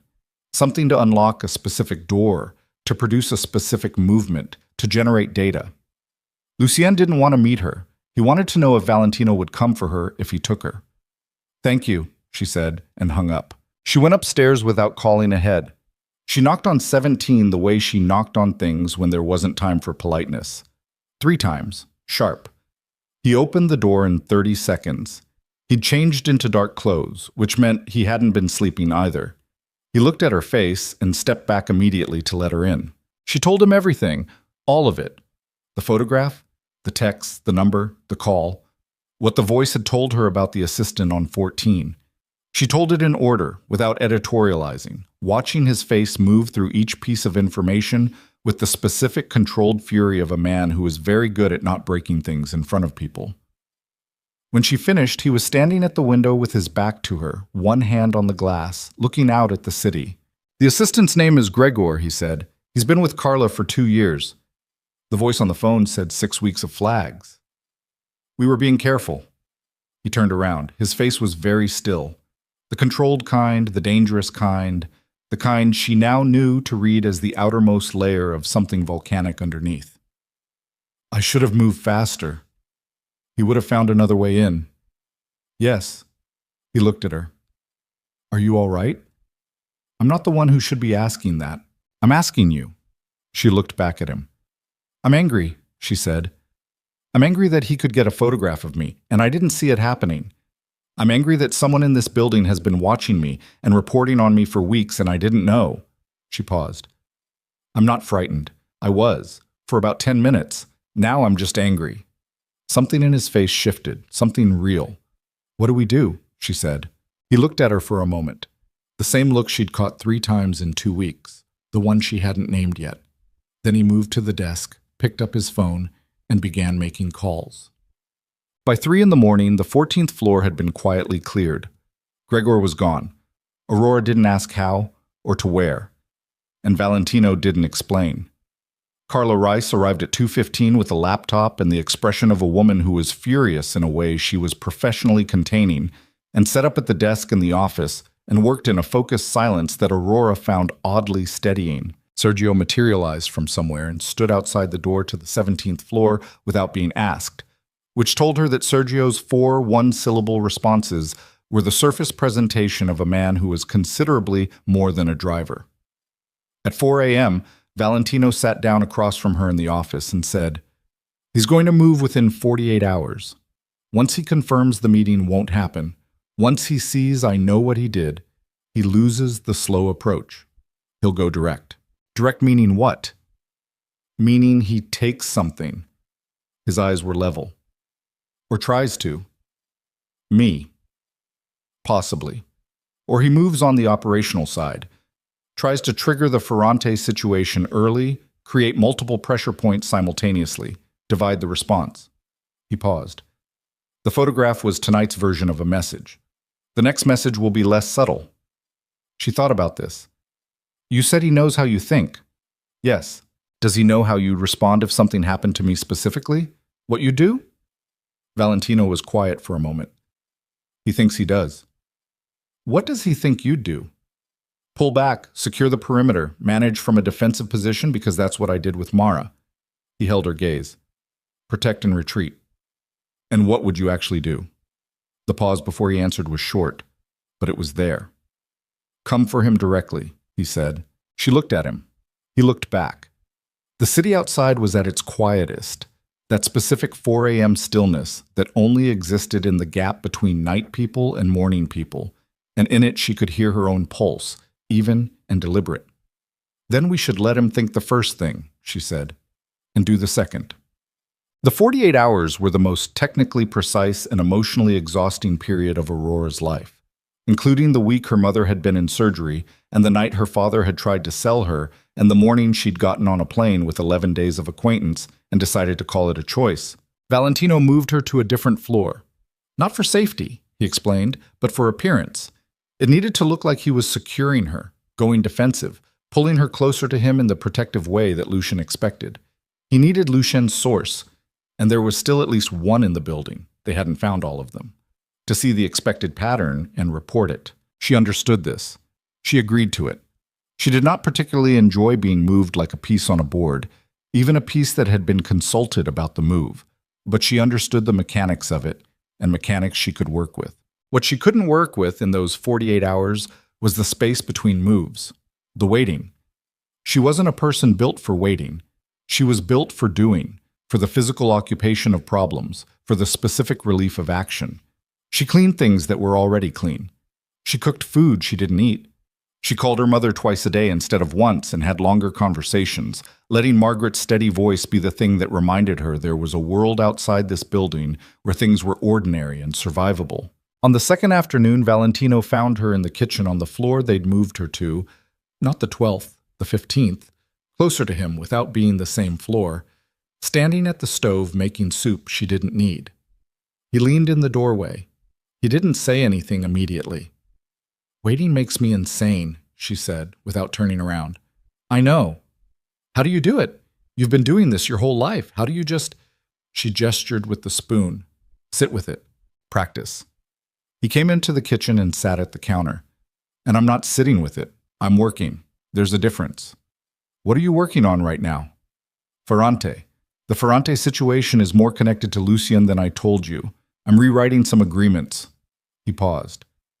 And I'm thinking about the coffee shop. She looked up. What about it? He gave you an address. I know which one. I know the building layout, the exits, the street approach. He met her eyes. He chose it for a reason. It's a funnel. One main entrance, limited exit options, good sight lines from the buildings across the street. A pause. He wasn't planning to have coffee. She set down the spoon, fully turned around. He was planning to take me there. Yes. Flat. Certain. The photograph was never leverage. It was a lure. Come alone. Don't tell your husband. He knew you'd tell me. He knew that. He wanted the photograph to go through the emergency line because it confirmed your status to him, like we said. But the meeting address... He stopped. The meeting address was in case you came anyway. In case I was stupid enough to actually go alone. In case you were brave enough, he said. Which is different, and he knows the difference, and he was betting on it. She stared at him. He knows me well enough to bet on that, and he's never met me. He studies people. It's one of the things he's genuinely good at. Valentino looked at the counter. He studied you for 2 weeks before he made contact. The church meeting with Rowan. The fact that you took the photograph but didn't delete it. The fact that you called the emergency line and told them you were going to tell me yourself. He paused. He built a model of you. A correct one, mostly. Mostly. He thinks you're brave and practical and that you don't fully trust me yet. A very brief pause. He's right about two of those. She looked at him. The afternoon light was flat and gray through the kitchen window. Which two? She said. He met her eyes and didn't answer, which was its own kind of answer. It happened on the third day, not the second, not at the coffee shop, not in any of the places Valentino's people were watching. It happened the way intelligent attacks always happened, at the junction between preparation and assumption, in the gap that opened up because they'd been watching one set of doors and Lucien had come through a different wall entirely. Aurora was on the phone with her mother at 2 in the afternoon. She was standing at the window of the 15th floor, watching the park, which had become her unconscious orientation point in the building. Whenever she needed to think, she went to the window that faced the park. Margaret was telling her about the physical therapist, a young man named Dale, who apparently had the disposition of a golden retriever and the physical expectations of a military trainer, and Aurora was laughing, really laughing, the first time in days, when the door to the floor opened. She turned. The man in the doorway was not Sergio. He was not anyone she recognized. He was 40, maybe, with a forgettable face and a delivery company uniform that would have been convincing if she hadn't spent the last 3 days being told by Valentino exactly how unconvincing convincing things tended to be. She kept the phone at her ear. "Mom," she said, her voice completely level, "I'm going to call you back." "Everything okay?" "Everything's fine. 20 minutes. She hung up. The man in the doorway looked at her. She looked back. He had his hands at his sides, relaxed, and she registered this as wrong because a real delivery person would be holding something. "Wrong floor," she said. "Mrs. DeLuca." He said it carefully, like a password. "I'm going to need you to come with me." "No." "I don't think—" I said no. She had 6 feet between herself and the kitchen counter where her phone was. She needed to get to the phone, get to the counter, get to the block of knives that she had not put there by accident. "Whatever you were told about how this would go, it's going to go differently." He moved. She moved faster than she expected to. Not bravery, pure adrenaline, her body responding before her mind caught up. She got to the counter, got her hand on the phone. He caught her arm from behind, pulled her back, and she did the thing Valentino had shown her 3 days ago in a 10-minute conversation she hadn't thought was practical instruction until this exact second. She drove her elbow backward into his solar plexus, and when he buckled, she wrenched her arm free and put the counter between them and hit the call button on Valentino's number. It rang once. "I have a problem on 15, she said, "right now." 30 seconds, he said. No pause, no question, like he'd been sitting by the phone. The man recovered faster than she'd expected. He came around the counter and she threw the phone at his face. Not to hurt him, to make him flinch, to buy the half-second, and grabbed the heaviest thing within reach, which turned out to be a cast-iron skillet, and held it in both hands like a woman who had grown up on a farm and understood that weight was weight, regardless of context. "Don't," she said. He looked at the skillet, looked at her face, made a calculation. The door to the floor opened and Sergio came through it like weather. Fast and total and final. 2 other men behind him she'd never seen. The man in the delivery uniform turned, and there was a brief, brutal, completely efficient 30 seconds of violence that she watched from behind the kitchen counter with the skillet still in her hands, and then it was over and the man was on the floor and Sergio was standing over him breathing through his nose, and one of the other men was already on a phone. Valentino came through the door 40 seconds after that. He looked at the man on the floor, at Sergio, at the room, then at Aurora, still behind the counter, still holding the skillet, her heart hammering so loudly she could feel it in her back teeth. He crossed the kitchen in 4 strides and took the skillet out of her hands, gently, deliberately, and set it on the counter, and then he stood in front of her and looked at her face with an intensity she hadn't felt from him before. "Did he touch you?" he said. He grabbed my arm. "I'm fine." Her voice was steady. She was extremely proud of that. "I'm fine." "Aurora." "I'm fine." She pressed her hands flat on the counter behind her. "He came through the door. I knew immediately. I got to the phone." Valentino looked at her for a moment. Then he looked at the man on the floor, and something in his face went very cold and very complete. "Get him up," he said to Sergio. She didn't stay for what came next, not because she couldn't handle it, but because Valentino asked her, quietly and specifically, to go to 17 and stay there. And she understood the ask was both practical and about something else, that what he needed to do in the next 30 minutes was not something he wanted to do in front of her. And she was not yet certain whether that was protective of her or protective of himself. But either way, she went. She sat in his office on the 17th floor and drank water she didn't taste and breathed carefully and let the adrenaline process itself out of her system the way it needed to, shaking through her hands and then her arms and then gone. She thought about this man's face when he'd come through the door, the delivery uniform, Lucien's patience, 2 weeks of building, of measuring, of identifying the gap, and then this specific move designed to confirm the thing Lucien needed to confirm, that Valentino would go to war for her. Not a coffee shop, not a photograph. She was the trigger. She was sitting with that when Valentino came in. He closed the door behind him. He looked like he'd been somewhere difficult and come back. His hands were clean. She checked, and the cold had gone from his face, leaving something more complicated underneath. He sat in the chair across from her. For a moment, neither of them said anything. "He sent one man," she said.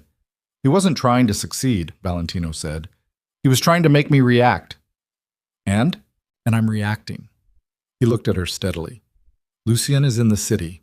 He has been for 4 days. We know where. I've been waiting because moving on him here creates complications I'd rather avoid, but..." He stopped. "But he came into my building. He touched my..." A pause. The pause had a shape. "He touched you. And that's finished the calculation." She looked at him. "You're going to him. Tonight. Not alone." "No." He held her gaze. "But I want you somewhere safe while it happens. Not here. Here is too close to what's coming." She thought about this. "My mother's at Millhaven General. Private location, staffed. I can have it set up in 3 hours." He paused. "You'd go to her?" "Yes." She looked at him. "But I want to know what you're walking into, specifically, before you go," he told her.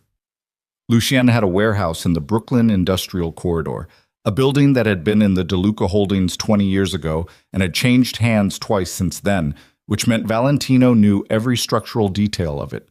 He had 7 men there at minimum, 12 at maximum. Valentino would go with more. The objective was containment, Lucien alive if possible, because dead meant complications with the remaining structure, and alive meant manageable. "He knows you're coming," she said.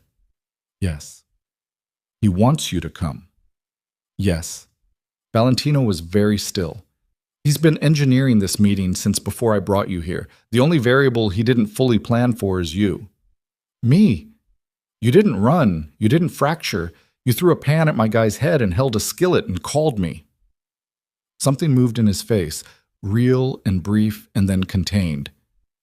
"He built his model of what you'd do, and you did something else." She absorbed this. Outside the windows, the city was going dark, the late afternoon light draining fast out of a winter sky. "Come back," she said. He looked at her. "I'm not saying it as a request," she said. "I'm saying it as a condition. Come back." He held her gaze for a long moment, long enough that she could see the thing she'd been unable to name moving close to the surface of him, the thing that had been in his eyes 3 times in 2 weeks, clearer now, almost fully legible. "Yes," he said. The car came at 6. Sergio drove her. She'd stopped being surprised by the things Sergio turned out to be capable of. Through the darkening city to a private facility in Westchester that was clean and warm and staffed by 2 people who were courteous and said nothing unnecessary. Her mother was there by 8, transferred from Millhaven General in an ambulance that had been arranged with the kind of speed that money and authority produced when they acted together. Margaret looked at the room, at the staff, at her daughter. "New job," she said. "I'll explain everything," Aurora said. Margaret looked at her. "You look like someone who's been in a fight." "I'm fine." "You have the same face you had when you were 11 and you fell out of the apple tree and told me you were fine when your arm was clearly broken." Margaret's eyes were sharp and steady. Who are you married to? Aurora sat on the edge of her mother's bed. Outside, the Westchester evening was quiet and dark and completely nothing like the city. His name is Valentino, she said. She stopped, started again. He's complicated. Do you trust him? She thought about it, honestly, carefully, the way the question deserved. More than I thought I would, she said. More than I planned to. Margaret looked at her for a long moment with the eyes that had always seen through whatever Aurora constructed in front of her feelings. That's not an answer, Margaret said. That's a woman who doesn't want to know her own answer yet. Aurora looked at the window. Her phone was in her hand, turned over, the screen dark. She'd had it on silent for 6 hours. She told herself she wasn't watching it because there was nothing to watch yet. That wasn't entirely true. At 11:43 p.m., it lit up. A text from Valentino's number.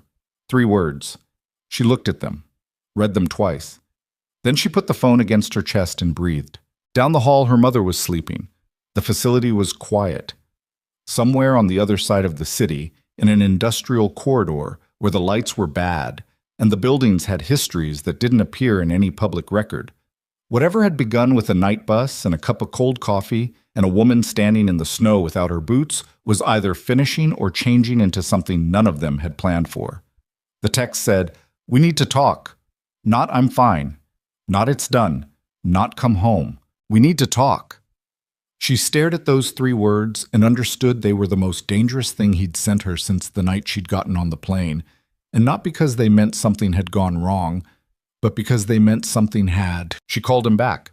He answered on the first ring, which meant he'd been holding the phone, which meant the 3 words had been chosen deliberately. A leash, not a message. Something to pull her toward him at a controlled distance. "You're alive," she said. "Yes." "Are you hurt?" A pause. "Some." She absorbed the specific weight of some. "How bad is some?" "I've had worse." His voice was different. Not the controlled stillness she knew, not the flat professional register. Something raw underneath it, stripped of a layer. "Aurora, there's something I need to tell you, not on the phone." "Then tell me where you are." He gave her an address. Not the building on the upper 60s. A different address, somewhere in lower Manhattan.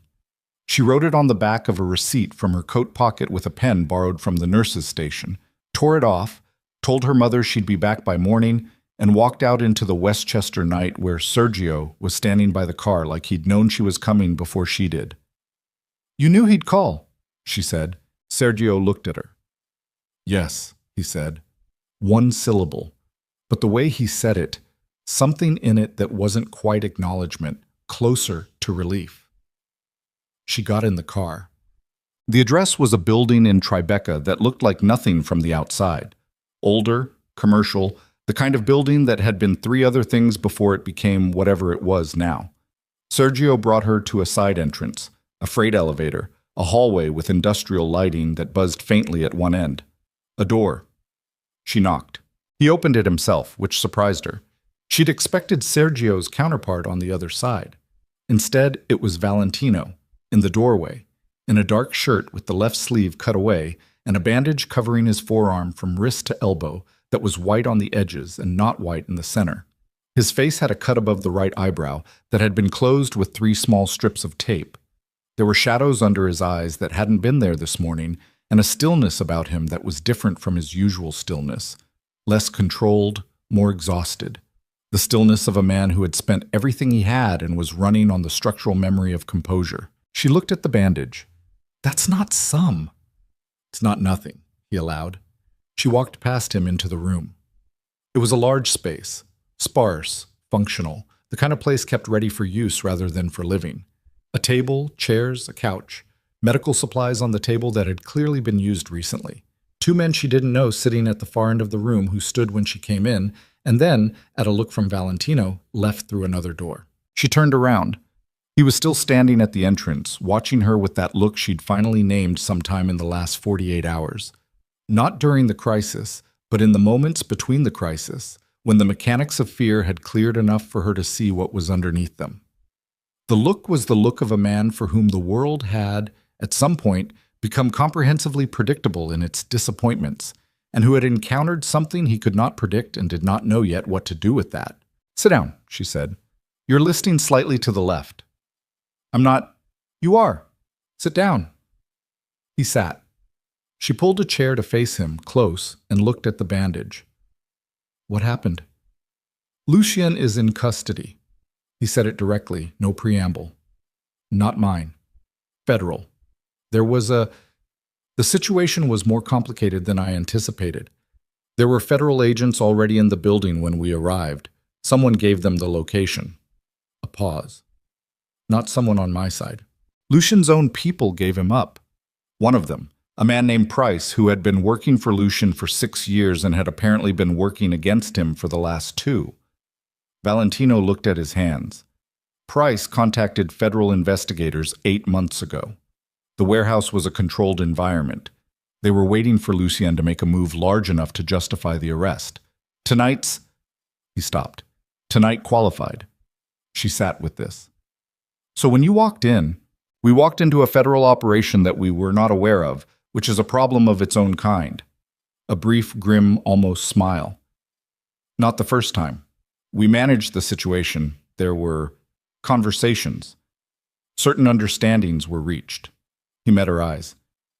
"Lucien is in federal custody. He will not be released. The evidence Price provided is substantial enough that there is no version of this that ends with Lucien free. And the federal situation, the understandings, are handled." He held her gaze. "My exposure is managed. It costs something, but it's managed." She nodded. She could feel him holding something back. Not the deceptive kind of holding back, the kind that came before something difficult. She waited. "He talked," Valentino said, "before the federal agents took him. There was a period, in the building, when it was just the 2 of us." He looked at the bandage on his arm. "The cut is from him. I want you to know I did what was necessary to end it, and not more than that." "I believe you." "You shouldn't take that on faith." "I'm not taking it on faith," she said. "I'm taking it on evidence. You've had 3 months of opportunities to be a different kind of person, and you've been consistent." She held his eyes. "What did he say?" "Before." A long pause, the longest she'd heard from him. "He told me why he targeted you specifically," Valentino said. "Not just as leverage, the specific reason." He looked at her with an expression that was so stripped of its usual architecture that she almost didn't recognize it. Open, raw, the face of a man who hadn't shown a room this much of the inside of himself in a very long time. He said, "He told me that he chose you because he'd watched me for 2 weeks watching you, in Millhaven. He was there." A beat.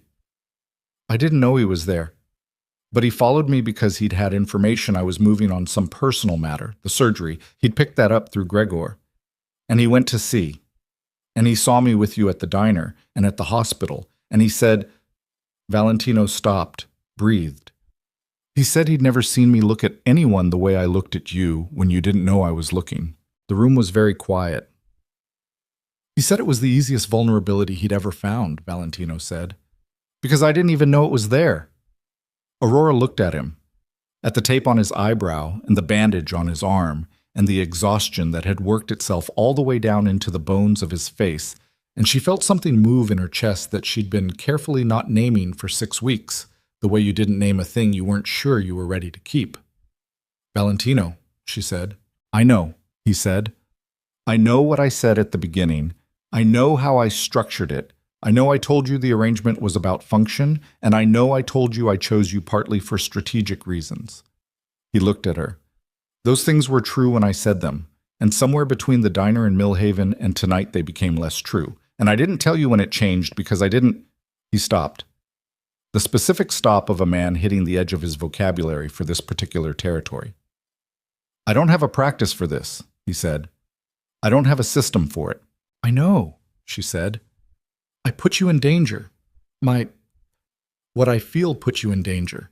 Lucien found it before I admitted it existed, and he used it. And you had a man come through your door, and you had to—" His voice had changed. The rawness had deepened. "You should be furious." "I am," she said. "And I'll be furious about it properly when I've slept." She looked at him. But you came back. You told me you would, and you did. And right now that's the most important fact.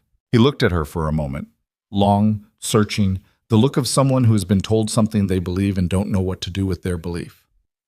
I need to tell you one more thing, he said. She waited. Lucien said something else. He said, a pause. Careful. He said that when I was a child, before we were separated, I used to follow our mother to a particular street, a street in a small town in western Pennsylvania. She had family there. We went twice, maybe 3 times, when I was very young. He met her eyes. He found this out when he was building his file on my history. He thought it was useful information about vulnerability, about origins. He held her gaze steadily.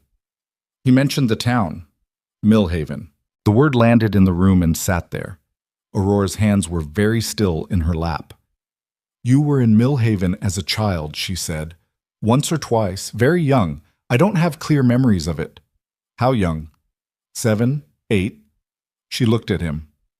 Something was moving in the back of her mind, not fully formed yet, a shape in fog. A child with a wolf tattoo, she said slowly, on his wrist. Valentino's expression shifted. My mother had it, he said. A small tattoo. A wolf. It was a family thing, a marking. She put a temporary one on my wrist the last time we traveled. I was 7. He looked at his wrist, the right one, bare now, and then at her. How do you know about that? She was very quiet. The creek behind her childhood house, frozen in winter, running brown and fast in spring. The afternoon she'd fallen in, October, the water cold enough to stop her breathing. And the boy who'd come out of nowhere, who'd pulled her out by both arms and half dragged her to the bank and crouched over her until she coughed up the water and breathed again. The boy with dark eyes and a wolf on his wrist drawn in what she'd thought was marker.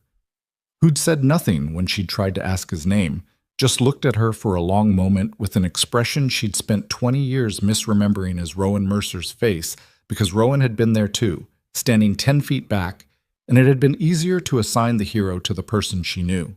She had told herself that story for so long. The boy who saved me was Rowan. Rowan, who I knew. Rowan, who was there. Except Rowan had been 10 feet back, and the one who'd come into the water had been a stranger, and she'd looked at the wrong face for 20 years because the right face had disappeared before she'd finished catching her breath. The creek, she said. Her voice came out strange, compressed, like something being squeezed through a narrow opening. Behind the farmhouses on Aldrin Road, October. I fell in. Valentino went completely still. You were 7, she said. 8. He said it very quietly. I was 8. You pulled me out. The silence that followed was the most complete silence she'd experienced in a life that had contained significant silences. It was the silence of 2 people sitting across from each other in a room in Lower Manhattan at 2 in the morning and understanding simultaneously that the distance between them was 20 years and 11 days, and no distance at all. I didn't remember you, he said. Specifically, I remembered the creek. I remembered a girl. He looked at her. When I found you in Millhaven, I told myself it was recognition of a type, someone who reminded me of something. I do that. I find patterns. He stopped. I didn't know it was you.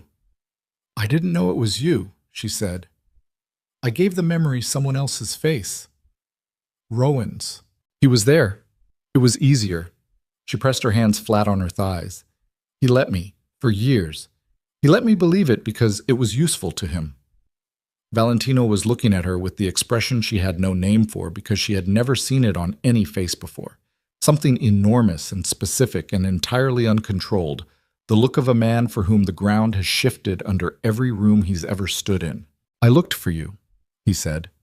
After, when we left, I asked my mother about the town, about the family there. She said we wouldn't go back. He looked at his hands. I was 8. I didn't have the resources to find one girl in one town. I know. I've thought about it. Over the years, not often, but it was... He stopped. It was the one thing I did that felt unambiguously right. Pulling someone out of cold water, no calculation, no consequence, just right. She looked at him.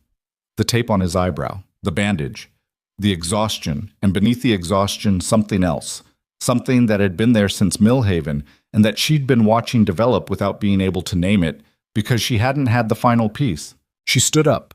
She crossed the small distance between the chairs and sat on the edge of the table in front of him, close, and she took his face in both hands the way you held something you were finally ready to look at directly. And she looked. He went very still. Not the controlled kind. The kind that happened when something reached past every mechanism of control and got to the real thing underneath. "You came back," she said again. Quieter this time. Different weight. "I told you I would." "Yes." She looked at him. "You did." She kissed him. Not the way people kissed in movies, not the releasing of everything at once. Careful, real. The way you put your hand on something you weren't sure could hold weight and found that it could.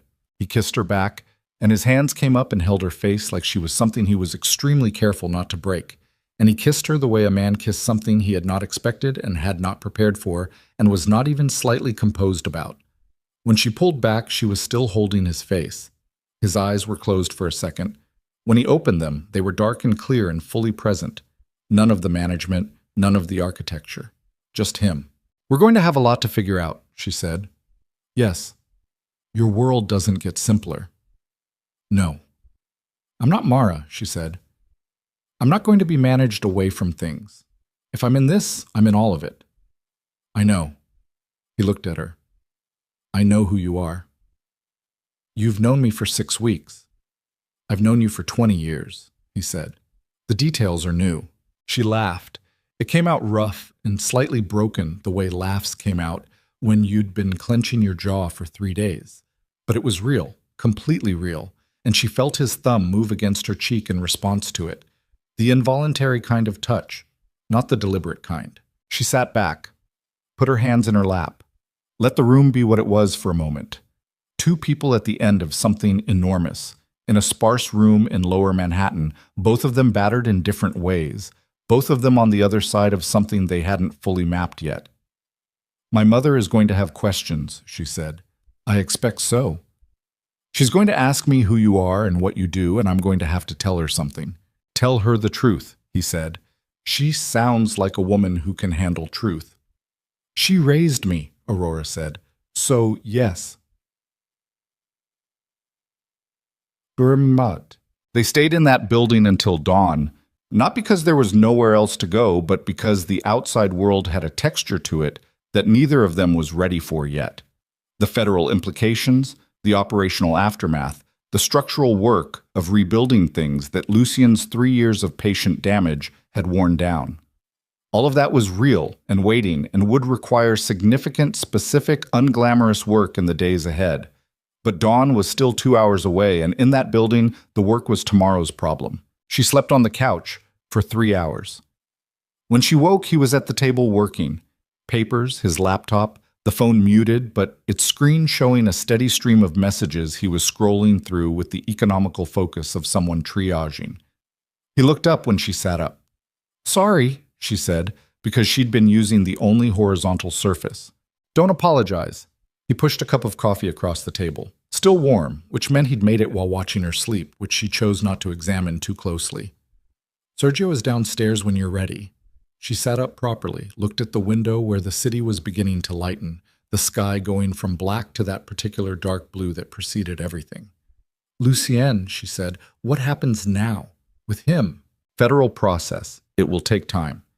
There are things that will come out in the proceedings that will require responses on my end. Legal, structural." He looked at her. "Some of it will be public." "I know. Your name may appear in things. Our marriage may become Valentino." She held his eyes. "I know. I understood what I was choosing when I signed those papers." She paused. "I'd like to say I understood completely, but I'm choosing it again right now, with more information, which should count for more." He looked at her for a moment. "Yes," he said, "it counts for more." "What about Ferrante? The southern situation?" "That gets more complicated now." Lucien had been feeding Ferrante information, incorrect information, designed to inflame the debt question. Now that Lucien is contained, There's a possibility of renegotiation. Carla is already drafting an approach. A pause. It will take months. It won't be clean, but it's workable. And Gregor, the assistant, dealt with. Flat. She didn't ask. And the people on 14, any others Lucien had inside. We're working through it. He held her gaze. This is what the next several months looks like, probably longer. Cleaning what was compromised, rebuilding what was damaged, managing the federal situation from a careful distance. He paused. I know it's not easy, she said. I didn't sign up for easy. No, he said. You didn't. The almost smile, real, small, the one that happened when she'd surprised him. You signed up for functional, with appropriate caveats. 17 of them.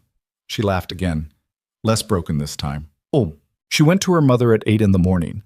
Sergio drove her to Westchester through a city that was just beginning its day, the streets carrying the particular quiet energy of early morning, and she sat in the back seat and looked out the window and let the last 6 weeks reorganize themselves in her memory into a sequence that made sense as a life rather than as a series of emergencies. Margaret was awake when she arrived, sitting up in bed with reading glasses on and a novel face down in her lap, and the physical therapist's notes on the nightstand, which she'd been studying with the focus of someone intent on doing everything right the first time. Aurora sat in the chair beside the bed, took her mother's hand, looked at her, the color coming back into her face, the wrists less thin than they'd been in December, the eyes the same as they'd always been. You look different, Margaret said. I'm tired. Not that kind of different, her mother looked at her. Something settled. Aurora thought about this. Something resolved, she said. It's not the same as settled. Close enough. Margaret squeezed her hand. The young man who arranged all this. Your husband. His name is Valentino. I know his name. Carla Rice introduced herself last night when they brought me here, and she is a very competent woman who manages a great deal by saying very little, which tells me something about who she works for. A pause. What does he do? Aurora looked at her mother, at the eyes that had seen through every construction she'd ever built. He manages things, she said. Significant things, some of which are not entirely above consideration. She paused. He's dangerous in some contexts. He's also the person who paid for your surgery without asking for anything back, who sent the flowers, who came back when I told him to. She held her mother's gaze. He's complicated. I'm not going to tell you he isn't. Is he good to you? He's honest with me, she said, which is what I needed more than good. Margaret looked at her for a long moment. Bring him to meet me. I will. Soon. Yes. Margaret settled back against her pillows. And this business is done? Whatever it was that had you sleeping 3 hours on a couch in Manhattan. The acute part is done. She held her mother's hand. There's work ahead, but the worst of it is done. Good. Her mother picked up the novel again. Then go home and sleep, Aurora. You look terrible. He came to Westchester 4 days later. She hadn't asked him to come at any particular time, had just told him when Margaret was ready for visitors, which Margaret had communicated by putting on the good robe and the reading glasses, and positioning herself at the room's small table rather than in the bed, which was her particular way of indicating she intended to be taken seriously. Valentino arrived with Sergio and then sent Sergio to wait outside, which was the right instinct. He came through the door of the room, and Aurora watched him make the adjustment she'd watched him make in her father's kitchen 6 weeks ago. The read, the recalibration, the specific attention he brought to unfamiliar rooms, and she watched him take in Margaret, the eyes, the posture, the quality of her silence. He stopped a proper distance from the table and inclined his head slightly. Not a bow, just acknowledgement. The acknowledgement of someone who understood they were being assessed and found this reasonable. Mrs. Hale, he said. Sit down, Margaret said. She pointed to the chair across from her. Aurora says you're complicated. Yes, he said. He sat down. She also says you're honest. I try to be. Why did you pay for my surgery? He looked at her mother steadily. Because it needed paying for and I had the means. And Aurora had nothing to do with it at that point. He held her gaze. It was just the right thing to do. Some situations are simple. Margaret looked at him for a long time, The way she looked at things she was deciding about. Thorough, unsentimental. "You're going to hurt her eventually," she said, "not on purpose. But a man who does what you do and lives how you live is going to bring difficult things into her life." "Yes. And you know that." "Yes. And you're here anyway." "I'm here because she chose to be here," he said. "And because I would like—" He stopped. The pause was not strategic. It was the pause of a man choosing words for something he didn't have practiced language for. "I would like to do right by her, as a practice, for whatever time I'm given." Margaret looked at him. Then she looked at Aurora, who was standing at the edge of the room watching the two most honest people she knew sit across from each other and tell the truth. "He'll do," Margaret said to Aurora. Aurora pressed her lips together around a smile. "High praise," Valentino said, very quietly.